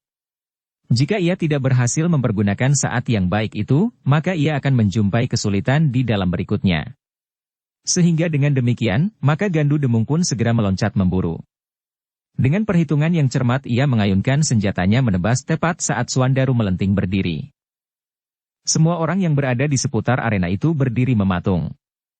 Mereka telah dicengkam kecemasan melihat perkelahian itu. Mereka melihat Suandaru berada dalam kedudukan yang lemah, apalagi di dalam saat Gandu Demung mengayunkan senjatanya menebas Suandaru yang menurut perhitungannya akan melenting berdiri. Pandan Wangi yang berdiri tegak menjadi pucat. Sepasang senjatanya telah bergetar. Namun ia tidak berani meloncat memasuki arena karena ia sadar bahwa dengan demikian ia akan melukai hati Suandaru. Demikian pula agaknya Sekar Mirah dan orang-orang lain yang melihat keadaan itu. Tetapi ternyata bahwa Suandaru yang gemuk dan sedang dibakar oleh kemarahan itu pun sempat membuat perhitungan yang cermat. Sesaat ia siap untuk melenting berdiri ia sempat melihat kaki lawannya yang bergerak setengah langkah maju, dengan mencondongkan tubuhnya ke depan. Karena itulah, maka sekilas ia mencoba melihat gerak tangan lawannya. Dengan ketajaman tanggapan, Suandaru segera dapat mengerti apa yang sedang dilakukan oleh lawannya. Sehingga karena itulah maka ia mengurungkan niatnya untuk melenting, tetapi sekali lagi ia berguling ke samping dan berkisar dengan poros lambungnya. Ternyata bahwa Suandaru berhasil. Pada saat Gandu Demung mengayunkan senjatanya untuk menebas tubuh Suandaru yang diperhitungkan akan melenting berdiri, Suandaru telah membuat gerakan yang lain sekali sehingga Gandu Demung terkejut karenanya. Dengan serta-merta ia pun telah merubah serangannya, dengan menahan ayunan senjatanya yang mendatar. Ia harus mengangkat senjatanya itu, dan dengan ujungnya ia menukikkan senjata itu langsung ke dada Suandaru yang sedang berkisar. Hampir saja Pandan Wangi dan Sekar Mirah terpekik berbareng. Untunglah keduanya masih dapat menahan diri betapa dadanya telah terguncang, dan rasa-rasanya jantungnya akan pecah. Ujung senjata Gandu Demung itu bagaikan petir yang menyambar dari langit langsung mengarah ke pusat jantung. Tetapi Suandaru tidak membiarkan ujung senjata itu membunuhnya. Ia pun melakukan gerakan itu dengan perhitungan. Karena itulah, maka tepat ketika ujung senjata itu mematuknya, dengan sekuat tenaganya ia mengayunkan kedua kakinya bersilang. Gerak kaki Suandaru bagaikan kekuatan yang melemparkan Gandu Demung dengan lontaran yang tidak tertahan. Kedua kakinya yang memotong dengan arah yang berlawanan, telah merampas keseimbangan Gandu Demung. Dengan serta-merta ia pun terlempar jatuh dan berguling beberapa kali di atas tanah yang keras. Tetapi Gandu Demung benar-benar lincah. Sesaat kemudian, maka ia pun segera meloncat berdiri, mendahului semua kemungkinan yang dapat dipergunakan oleh Suandaru. Namun Gandu Demung menggeram. Ketika ia tegak berdiri dengan kaki renggang, ia pun melihat bahwa Suandaru pun telah berdiri tegak pula dengan cambuknya di dalam genggaman. Wajahnya yang kotor oleh keringat dan debu, membuat wajahnya tampak menjadi semakin menyeramkan. Gandu Demung tidak berkata sepatah pun. Ia pun segera mempersiapkan diri menghadapi ujung cambuk Suandaru yang tentu akan dapat menyayat kulitnya, jika tidak sempat menghindar. Dengan hati-hati, Suandaru melangkah maju. Ia tidak mau mengulangi kesalahannya. Karena itulah, maka setiap saat tangannya akan dengan cepat terayun ke tubuh lawannya. Untuk beberapa saat keduanya mencoba untuk mengetahui apakah yang sebaiknya dilakukan menghadapi lawan yang tangguh itu. Bahkan mereka seakan-akan saling menyegani dan menunggu. Namun sejenak kemudian, terdengar sebuah ledakan yang memekakkan telinga. Cambuk Swandaru telah terayun menyambar tubuh lawannya. Tetapi Gandu Demung yang melihat arah ayunan itu sempat mengelak dengan loncatan panjang. Ia pun harus segera membungkuk dalam-dalam ketika cambuk itu kemudian melayang menyambar lehernya. Gandu Demung dengan tepat dapat memperhitungkan bahwa sekali lagi Swandaru akan mengayunkan cambuk itu sendal pancing, sehingga ia masih sempat meloncat ke samping. Bukan saja sekedar meloncat, tetapi Gandu Demung langsung menggerakkan senjatanya. Dengan tangan terjulur lurus senjatanya telah mematuk lawannya. Tetapi Swandaru pun sempat mengelak, bahkan menyerang dengan cambuknya pula. Dengan lincahnya Gandu Demung berusaha untuk bertempur pada jarak yang pendek. Dengan kecepatan geraknya, ia berhasil masuk ke dalam jarak yang sulit disentuh oleh ujung cambuk Swandaru justru karena terlampau dekat. Sekali lagi Gandu Demung merasa bahwa ia telah menemukan kelemahan lawannya. Dengan sekuat tenaganya ia mempergunakan kesempatan itu dengan mengayunkan senjatanya mendatar, dan kemudian menusuk lurus ke arah dada. Swandaru menggeram dengan marahnya. Ia sadar bahwa lawannya yang cerdik telah memotong jarak sehingga ujung cambuknya sulit dipergunakannya. Setiap kali ia berusaha meloncat menjauh, maka Gandu Demung selalu mengejarnya untuk mempertahankan jarak yang pendek yang telah dapat dicapainya. Orang-orang yang berada di dalam lingkaran yang memutari pertempuran itu menjadi berdebar-debar. Tidak seorang pun dari mereka yang tidak menjadi cemas melihat cara yang ditempuh oleh Gandu Demung yang cerdik. Kecepatannya bergerak dan kecerdikannya telah membuat Swandaru merasa terdesak. Tetapi ternyata Swandaru bukan seorang anak muda yang cepat kehilangan pegangan. Ia pun memiliki pengalaman yang luas menghadapi berbagai macam ilmu. Itulah sebabnya, maka ia pun masih sempat mempergunakan akalnya di antara kemarahan yang rasa-rasanya akan meledakkan dadanya. Sambil menghindari setiap serangan lawannya, Swandaru berusaha menemukan cara untuk mengatasi jarak yang dipertahankan mati-matian oleh Gandu Demung.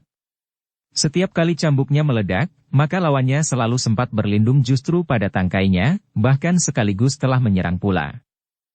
Karena itulah, maka kemudian Gandu Demung merasa bahwa betapapun lambatnya, namun ia akan berhasil menguasai lawannya dan bahkan sedikit kesalahan yang dilakukan oleh Swandaru akan mengantarnya ke daerah maut. Dalam kesulitan itulah Swandaru mengerahkan segenap kemampuannya. Beberapa kali ia mencoba meledakkan cambuknya sendal pancing, meskipun hasilnya kurang meyakinkan. Kemudian dengan putaran-putaran yang kuat mendatar. Namun nampaknya ujung cambuknya justru akan membelit lawannya tidak pada tempat yang dikehendaki, dan memberi kesempatan lawannya menahan ujung cambuknya sambil menyerang dengan senjatanya. Sementara itu, Gandu Demung menyerang terus. Semakin lama semakin cepat, sehingga Swandaru pun menjadi semakin terdesak karenanya. Dalam pada itu, di arena itu tiba-tiba telah meledak suara tertawa Gandu Demung sehingga setiap orang terkejut karenanya.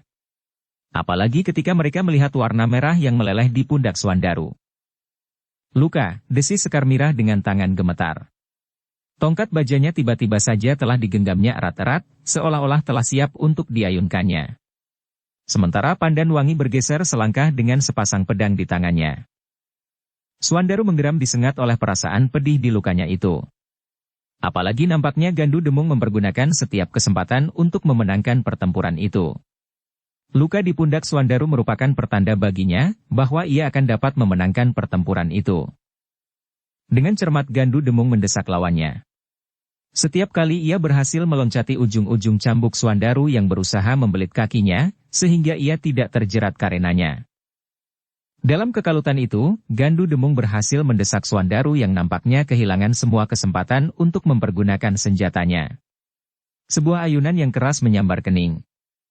Meskipun Gandu Demung yakin bahwa Swandaru masih akan sempat membungkukkan badannya untuk menghindar, tetapi serangan berikutnya tentu akan mengakhiri perkelahian.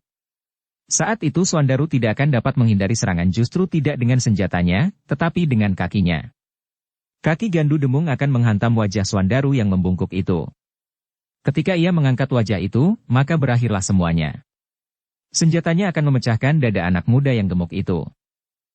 Tetapi Swandaru mempunyai perhitungannya sendiri. Ia memang tidak dapat berbuat lain ketika senjata lawannya menyambar kening. Namun dalam pada itu, Swandaru tidak sekedar membungkukkan kepalanya dan membiarkan kaki lawannya terangkat di wajahnya. Ia sadar bahwa dalam keadaan yang demikian ia tidak akan menyerang dengan ujung cambuknya. Dan ternyata nalarnya masih tetap bening. Pada saat ia membungkukkan wajahnya, ia melihat kaki Gandu Demung mulai bergerak. Namun pada saat itulah ia menyerang lawannya, tetapi tidak dengan ujung cambuknya. Ternyata Swandaru telah mempergunakan senjatanya tidak seperti kebiasaannya. Jarak yang pendek tidak menguntungkannya untuk mempergunakan ujung cambuknya. Karena itulah, maka ketika sebelah kaki Gandu Demung mulai bergerak, Swandaru telah mengayunkan cambuknya, memukul kaki lawannya yang tegak di atas tanah, tidak dengan ujungnya, tetapi justru dengan tangkainya. Swandaru telah memegang cambuknya terbalik, meskipun tidak sepanjang juntainya. Ia menggenggam cambuknya pada pangkal juntainya yang dengan sekuat tenaganya diayunkannya mengenai lutut lawannya. Serangan itu sama sekali tidak diduga oleh lawannya, seperti saat kaki Swandaru memotong dengan gerakan silang dan melemparkannya jatuh berguling di tanah. Ternyata serangan yang tiba-tiba itu telah terulang lagi. Dan sekali lagi Gandu Demung terguncang dan jatuh. Gandu Demung melihat bagaimana Swandaru berguling menjauhinya dan meloncat berdiri secepat Gandu Demung sendiri melenting meskipun lututnya masih terasa sakit dan kaki itu masih gemetar. Bukan saja karena hantaman tangkai cambuk yang rasa-rasanya telah meretakkan tulangnya, tetapi juga karena kejutan yang telah mengguncangkan isi dadanya, sehingga seolah-olah retak karenanya, karena pada saat satu kakinya mulai terangkat, maka kaki yang lain telah mengalami serangan yang tidak diperhitungkan sebelumnya. Tetapi ternyata bahwa Swandarulah yang kemudian mempergunakan kesempatan itu sebaik-baiknya didorong oleh kemarahan yang menghentak-hentak di dadanya. Dengan serta-merta maka ia pun segera meloncat menyerang sesaat setelah Gandu Demung mulai tegak di atas kakinya yang masih pedih. Sebuah ledakan cambuk telah menggelepar dengan dahsyatnya. Swandaru ternyata telah memegang tangkai cambuknya kembali dan mengayunkannya sekuat-kuat tenaganya mengenai tubuh Gandu Demung. Terdengar sebuah keluhan tertahan. Ujung cambuk itu tidak membelit tubuh Gandu Demung, tetapi hentakan yang kuat seolah-olah telah membelah kulit seperti sentuhan sembilu. Agaknya, luka di pundak Swandaru telah membuat anak muda yang gemuk itu kehilangan pengekangan diri. Selagi Gandu Demung masih berusaha menemukan keseimbangannya dan menahan perasaan pedih, tiba-tiba terdengar sekali lagi cambuk Swandaru meledak. Gandu Demung terkejut melihat gerakan yang begitu cepat. Ia melihat ujung cambuk itu terayun ke lehernya, sehingga karena itu, maka ia pun segera membungkukkan kepalanya. Tetapi Swandaru telah mempersiapkan serangan berikutnya. Ia memutar cambuk itu sekali di udara, kemudian sambil merendahkan diri ia bergeser maju. Cambuknya dengan cepat terayun mendatar setinggi lutut lawannya. Gandu Demung benar-benar tidak sempat mengelak, meskipun ia berusaha untuk meloncat, namun ujung cambuk itu ternyata masih sempat membelit pergelangan kakinya. Dengan serta-merta Swandaru menarik cambuknya. Dan hentakan yang kuat itu telah melemparkan Gandu Demung dan membantingnya jatuh di atas tanah sekali lagi. Kesalahan itu ternyata tidak terampuni lagi. Kemarahan Swandaru benar-benar sudah sampai ke puncaknya. Ketika kemudian Gandu Demung berusaha untuk bangkit, maka ujung cambuk Swandaru telah menyambarnya. Demikian dahsyatnya, sehingga yang terdengar di antara ledakan cambuk itu adalah teriakan Gandu Demung yang kesakitan. Ia tidak sempat tegak berdiri karena ia pun kemudian terdorong sekali lagi dan jatuh terjerembab. Pada saat yang sama Swandaru telah meloncat maju. Tangannya bergerak dengan kekuatan penuh. Dan ketika cambuknya terayun sekali lagi mengenai tubuh Gandu Demung, maka orang itu hanya sempat menggeliat sambil mengeluh. Tetapi nampaknya Swandaru telah benar-benar dicengkam oleh kemarahan yang tidak terkendali. Tanpa ragu-ragu maka sekali lagi cambuknya terangkat dan hentakan yang keras telah membuat jalur luka melintang di punggung lawannya. Sekali, dua kali, dan berulang kali. Gandu Demung sama sekali sudah tidak bergerak lagi. Tetapi Swandaru nampaknya tidak puas dengan ledakan cambuknya yang susul-menyusul itu. Sebagai orang yang kehilangan akal, maka ia pun berusaha untuk menghancurkan tubuh lawannya yang sudah tidak berdaya lagi.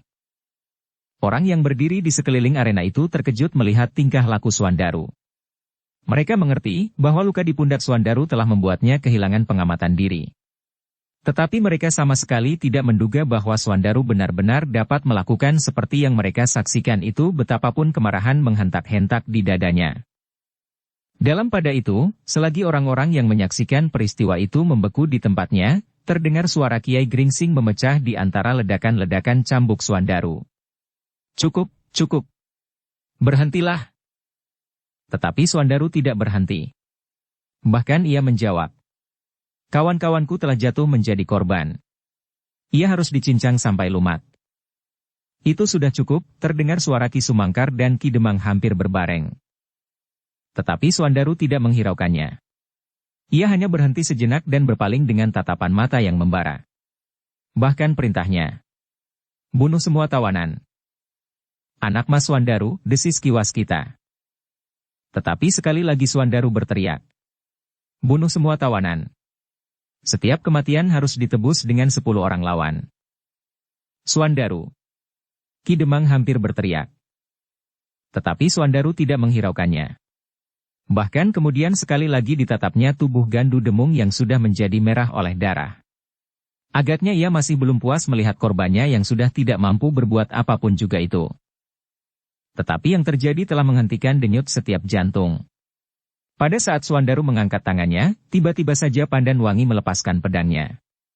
Dengan gerak naluriah karena penguasaan ilmu kanuragan, maka Pandan Wangi berhasil menyusup di antara tangan Suandaru. Sambil berlari, maka ia pun kemudian memeluk Suandaru yang sedang dibakar oleh kemarahan itu. Kakang, terdengar suaranya tersendat. Cukup. Yang Kakang lakukan telah lebih dari cukup. Tangan Pandan Wangi yang melingkari tubuhnya dan kemudian titik-titik hangat air matanya, ternyata masih mampu melunakkan hatinya.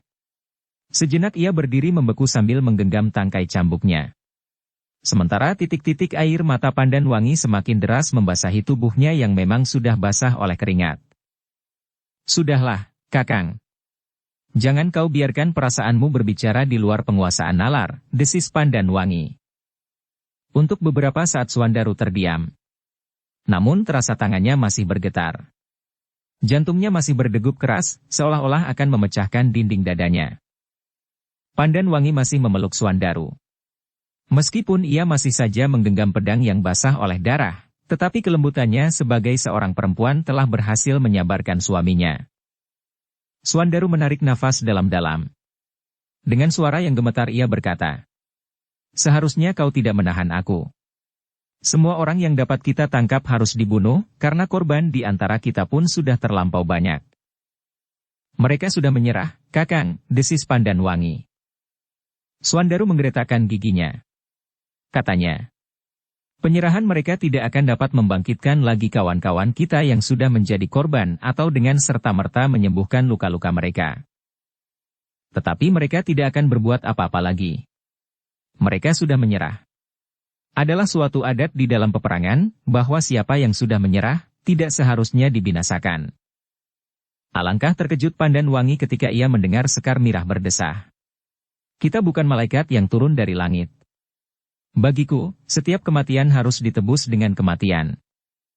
Sekar Mirah, desis Ki Sumangkar. Apakah aku pernah mengajarkan demikian? Sekar Mirah berpaling. Ditatapnya wajah gurunya. Namun karena wajah itu menjadi tegang, maka ia pun segera menundukkan kepalanya. Ki Sumangkar pun mendekatinya sambil berbisik. Ingatlah.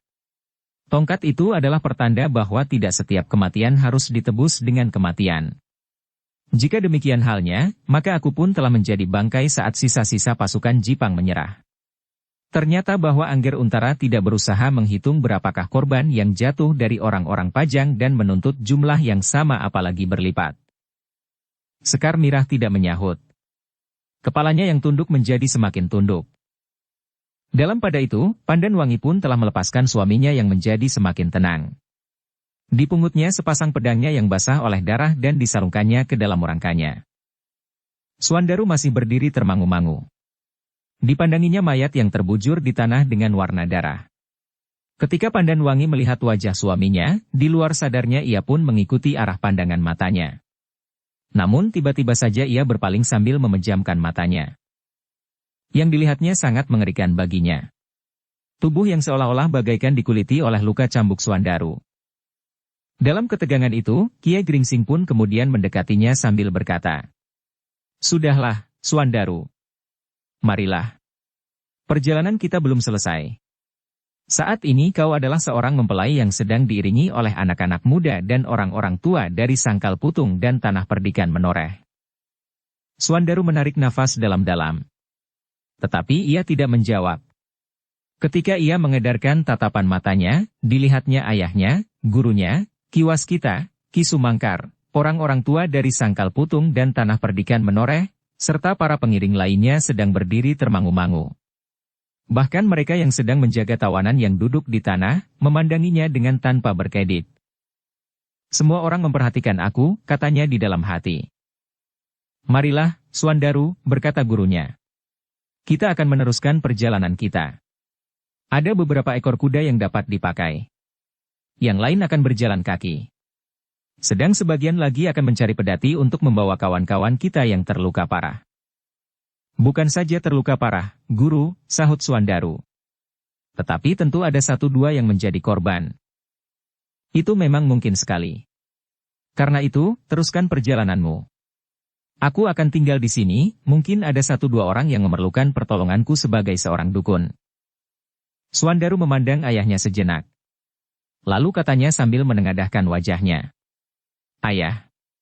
Aku tidak mau menerima penghinaan saat aku berada di pintu gerbang pemerintahan atas Kademangan Sangkal Putung dan Tanah Perdikan menoreh. Sebelum pada saatnya aku menggantikan kedudukan para pemimpin yang sekarang, aku harus membuktikan bahwa tidak seorang penjahat pun yang boleh menjamah kedua daerah ini dan keluar hidup-hidup.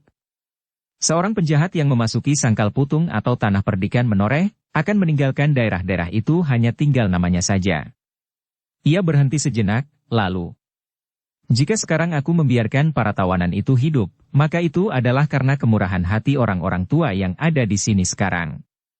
Tetapi hal itu tidak akan terulang lagi. Agung Sedayu yang berdiri beberapa langkah dari Suandaru menarik nafas dalam-dalam. Di luar sadarnya ia mengurut juntai cambuknya. Mereka berdiri pada 2 ujung yang bertentangan, katanya di dalam hati. Suandaru di ujung ini dan Rudita di ujung yang lain. Sementara itu aku berdiri di tengah-tengah dengan penuh keraguan-raguan. Dalam pada itu, Kiai Gringsing pun membimbing Suandaru mendekati Pandan Wangi dan Sekar Mirah sambil berkata. Silahkan, lalu kepada Ki Demang.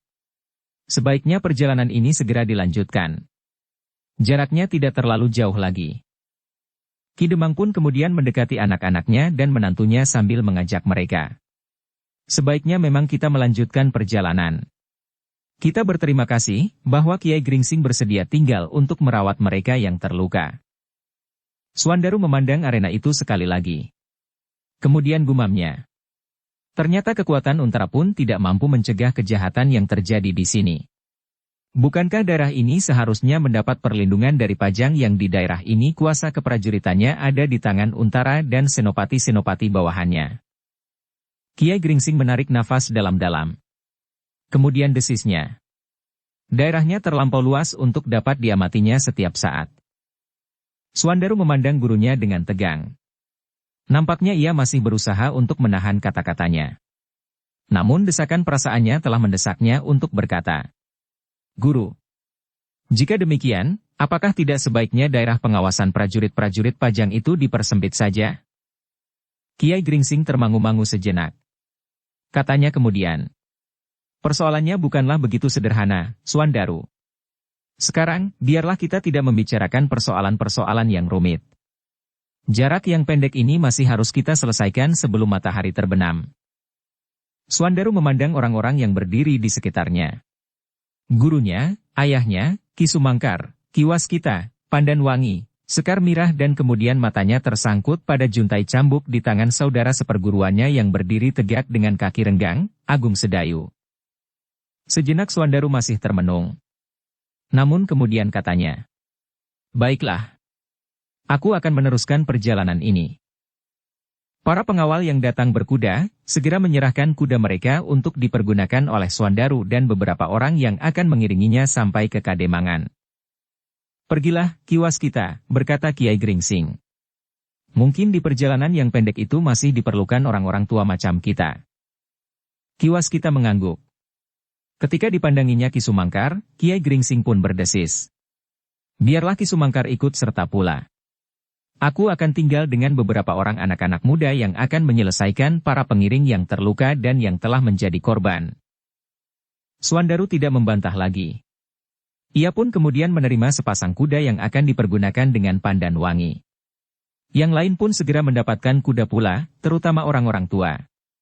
Sedangkan orang-orang yang mengiringi pengantin itu dari tanah perdikan masih sempat mempergunakan kuda mereka masing-masing yang terikat pada batang-batang perdu. "Guru akan tinggal di sini?" bertanya Suandaru.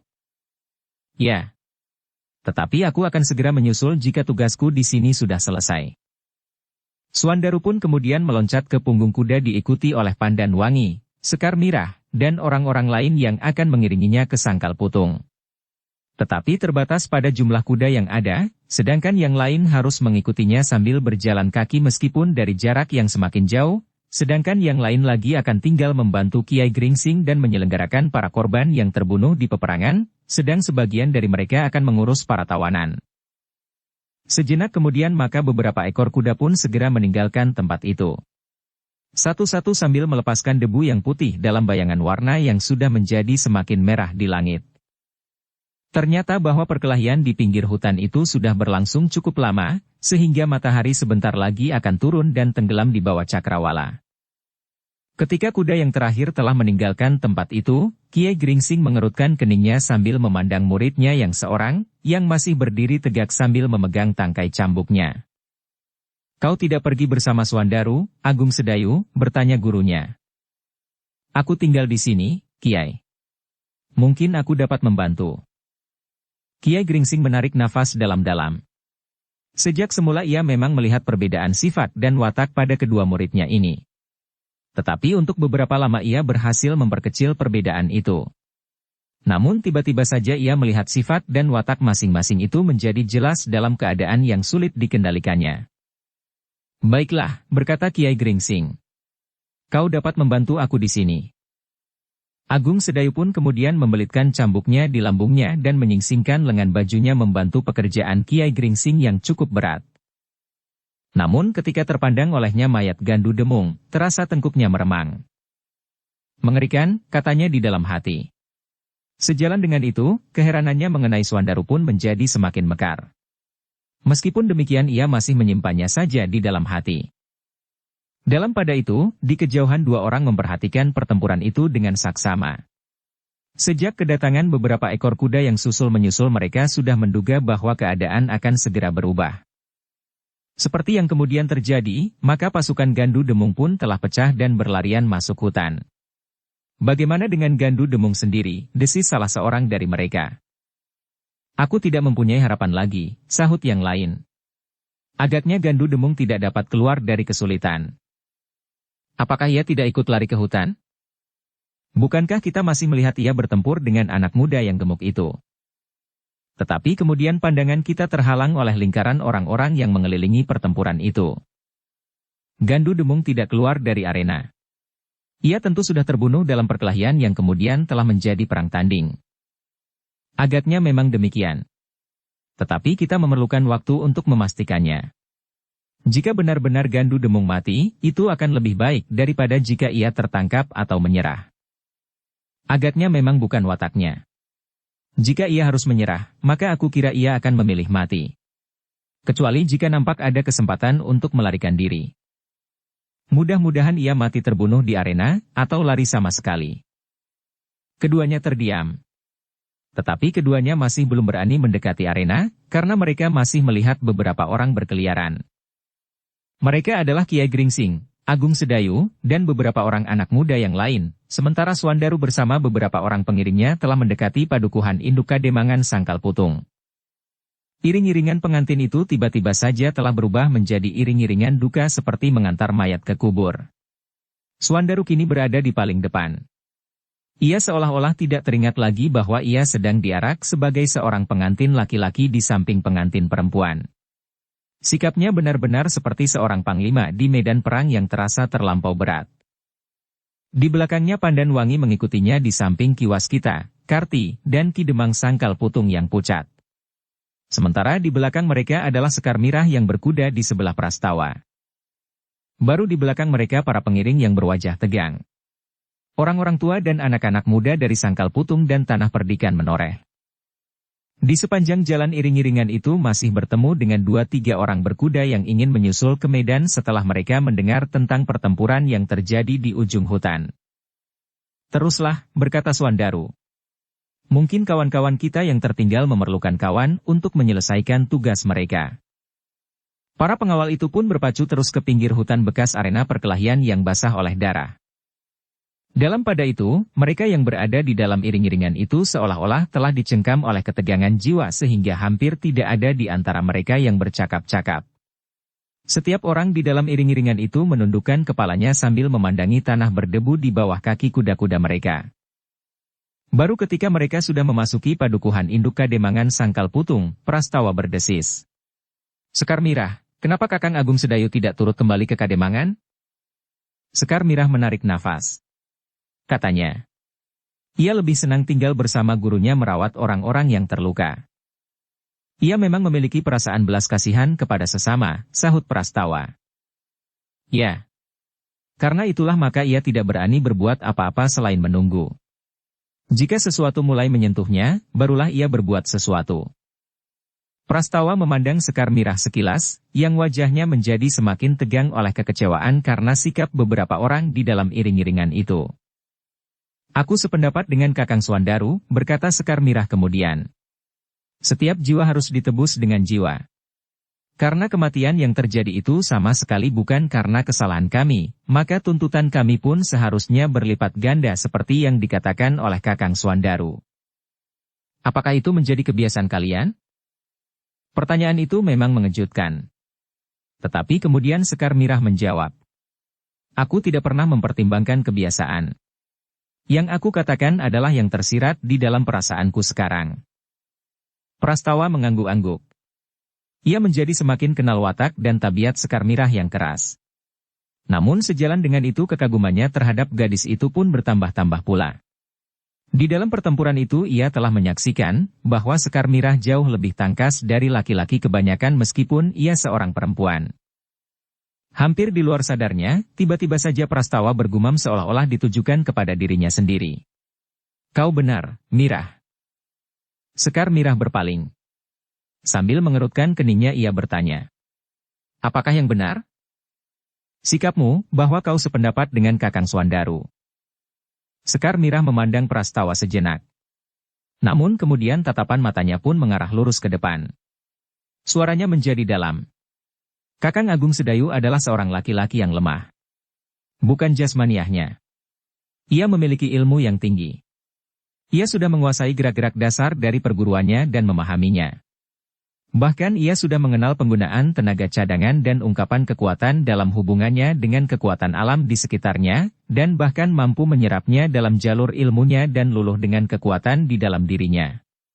Tetapi ia adalah orang yang lemah jiwanya.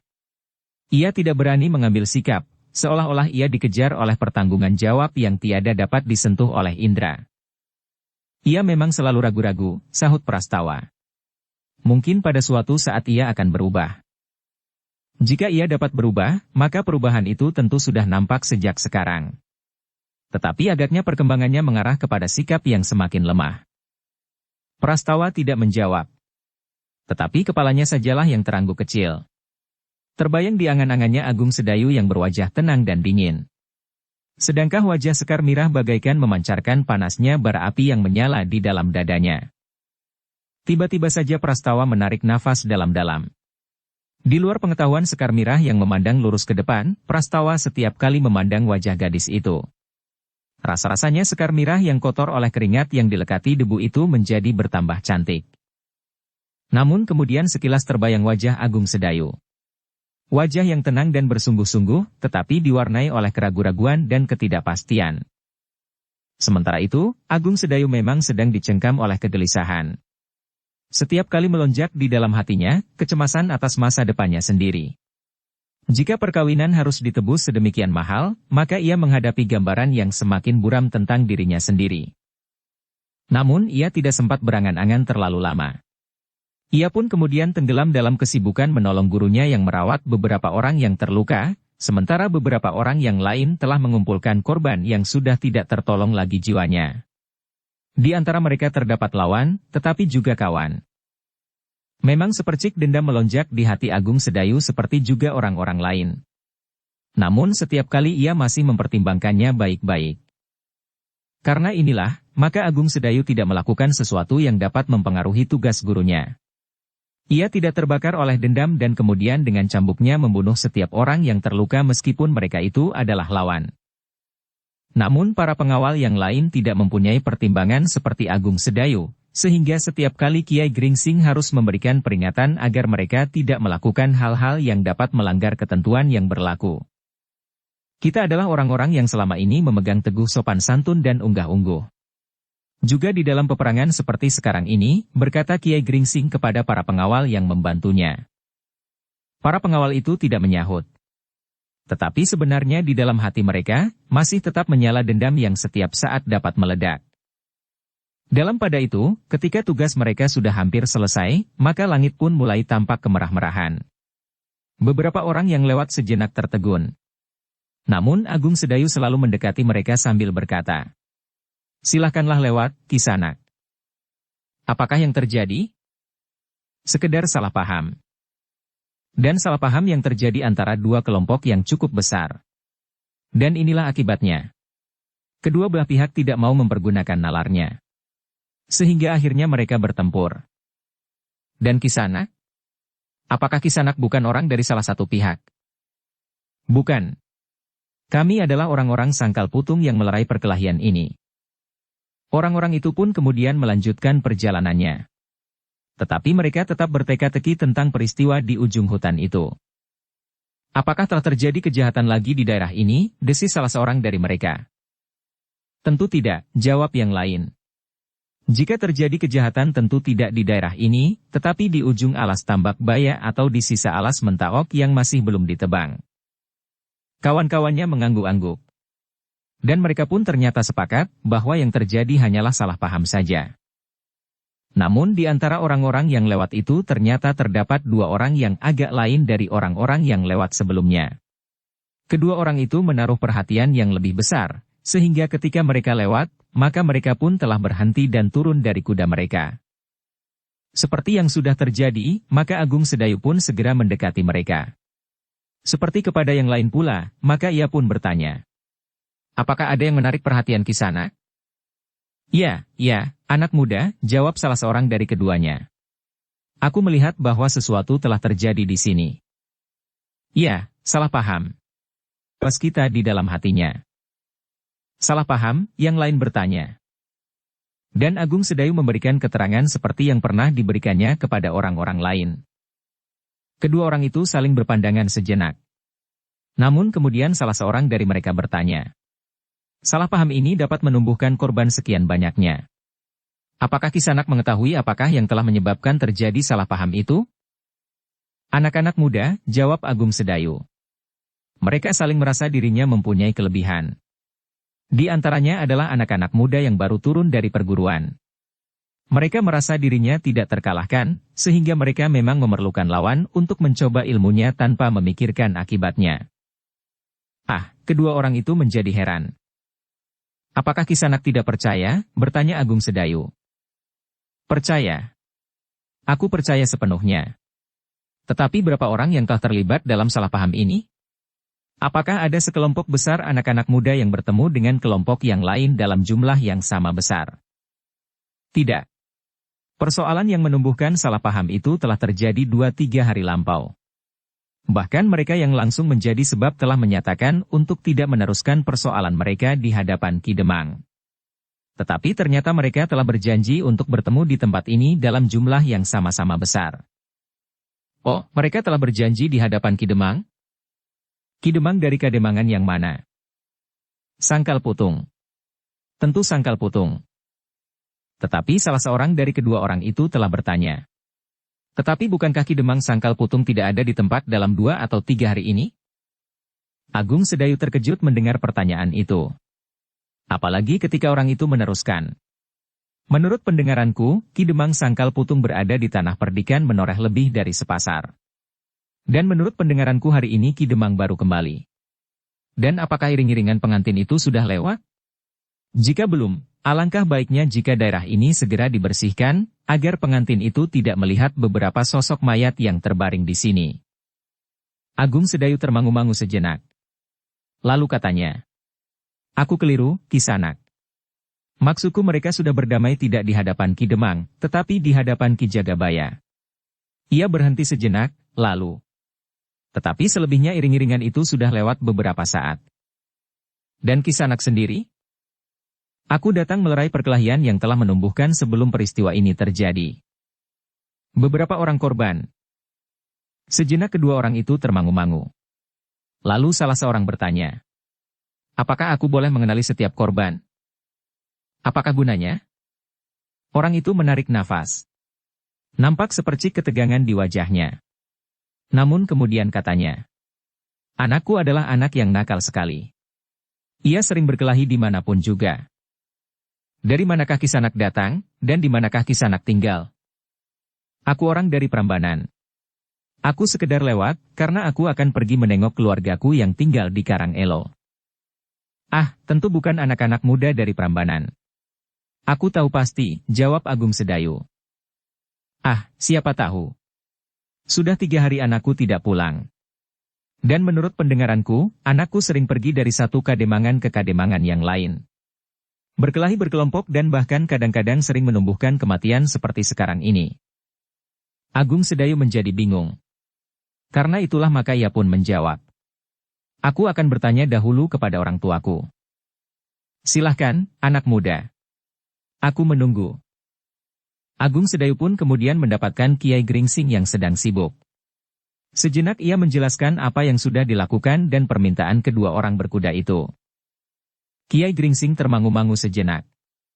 Lalu katanya, "Biarlah. Ia tidak akan mengenali orang-orang yang telah mati terbunuh itu." Agung Sedayu mengangguk-angguk. Lalu ia pun mendapatkan kedua orang itu pula sambil mengatakan pesan Kiai Gringsing, bahwa orang tua itu tidak keberatan jika kedua orang itu ingin melihat beberapa orang korban yang luka dan terbunuh. Sejenak kedua orang itu termangu-mangu. Namun mereka pun kemudian mulai mengamati beberapa orang yang terbaring di tanah.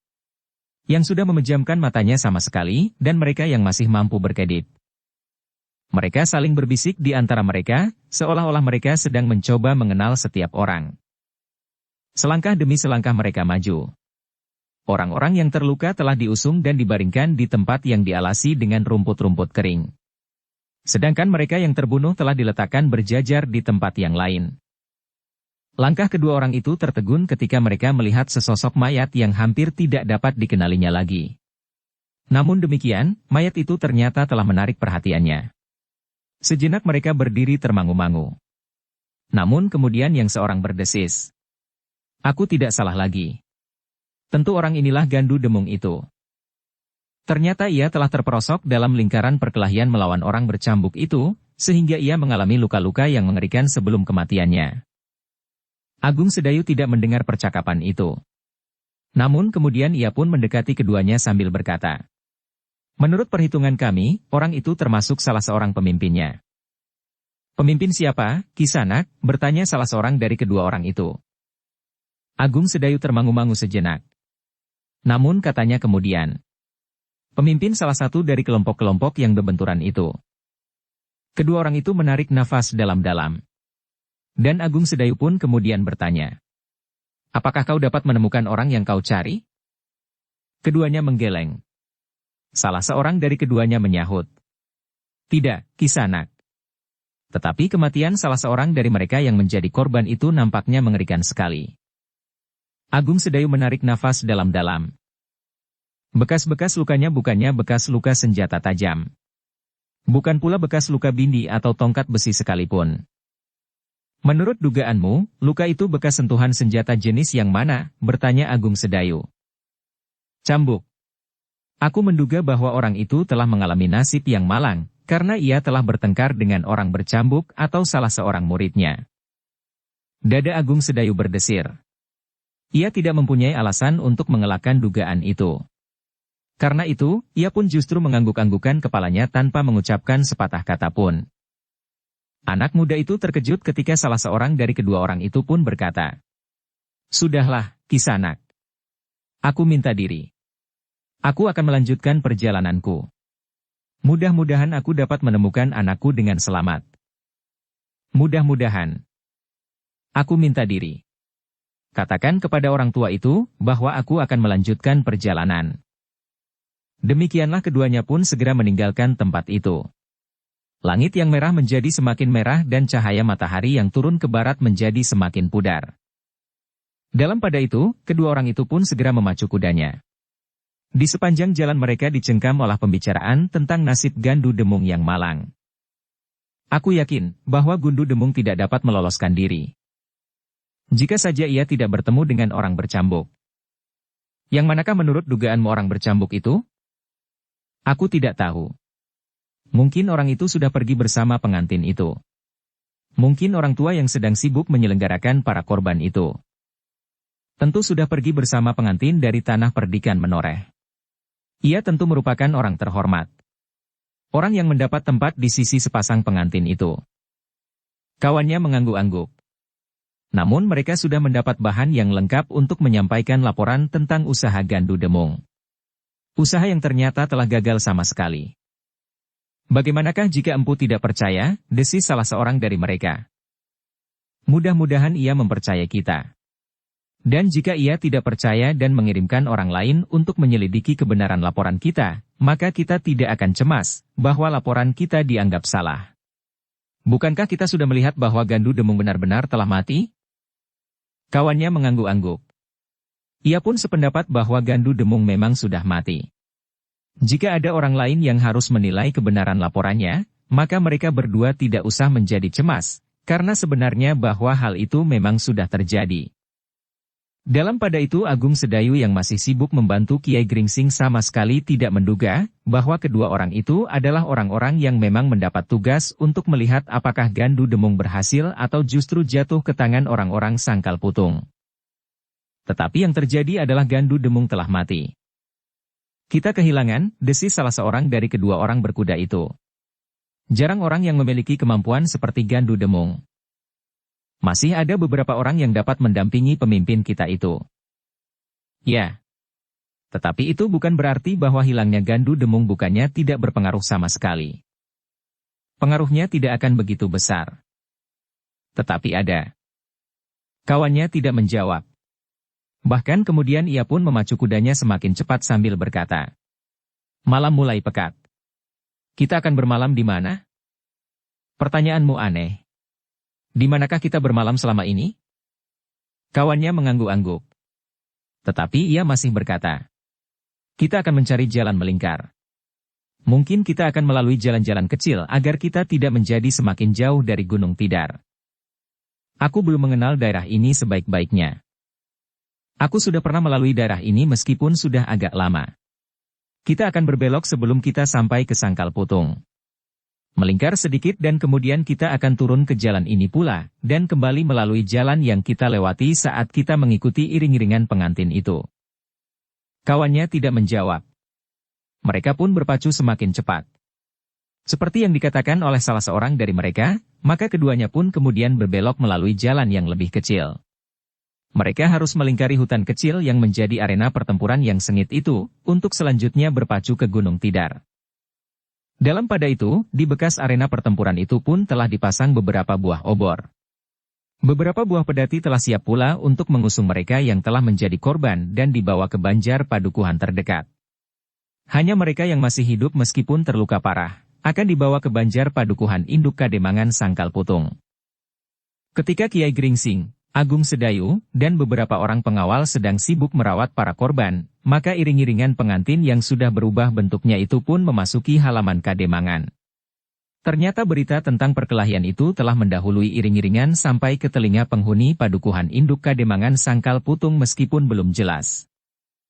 Karena itulah, maka ketika iring-iringan itu memasuki Regol, Nyai Demang segera berlari-lari menyambut dengan mata yang basah.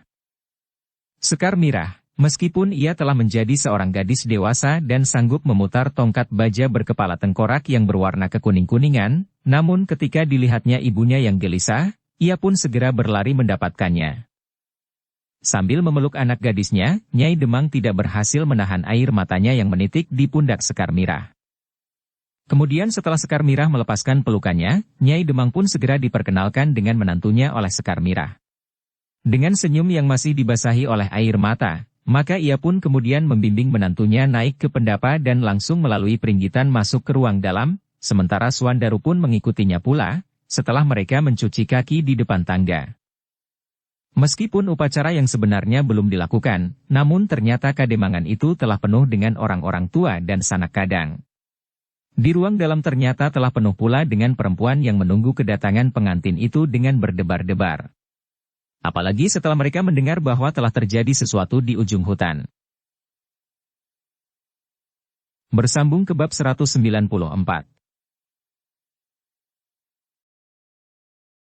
Dukung kami dengan subscribe, follow, like, komen dan share.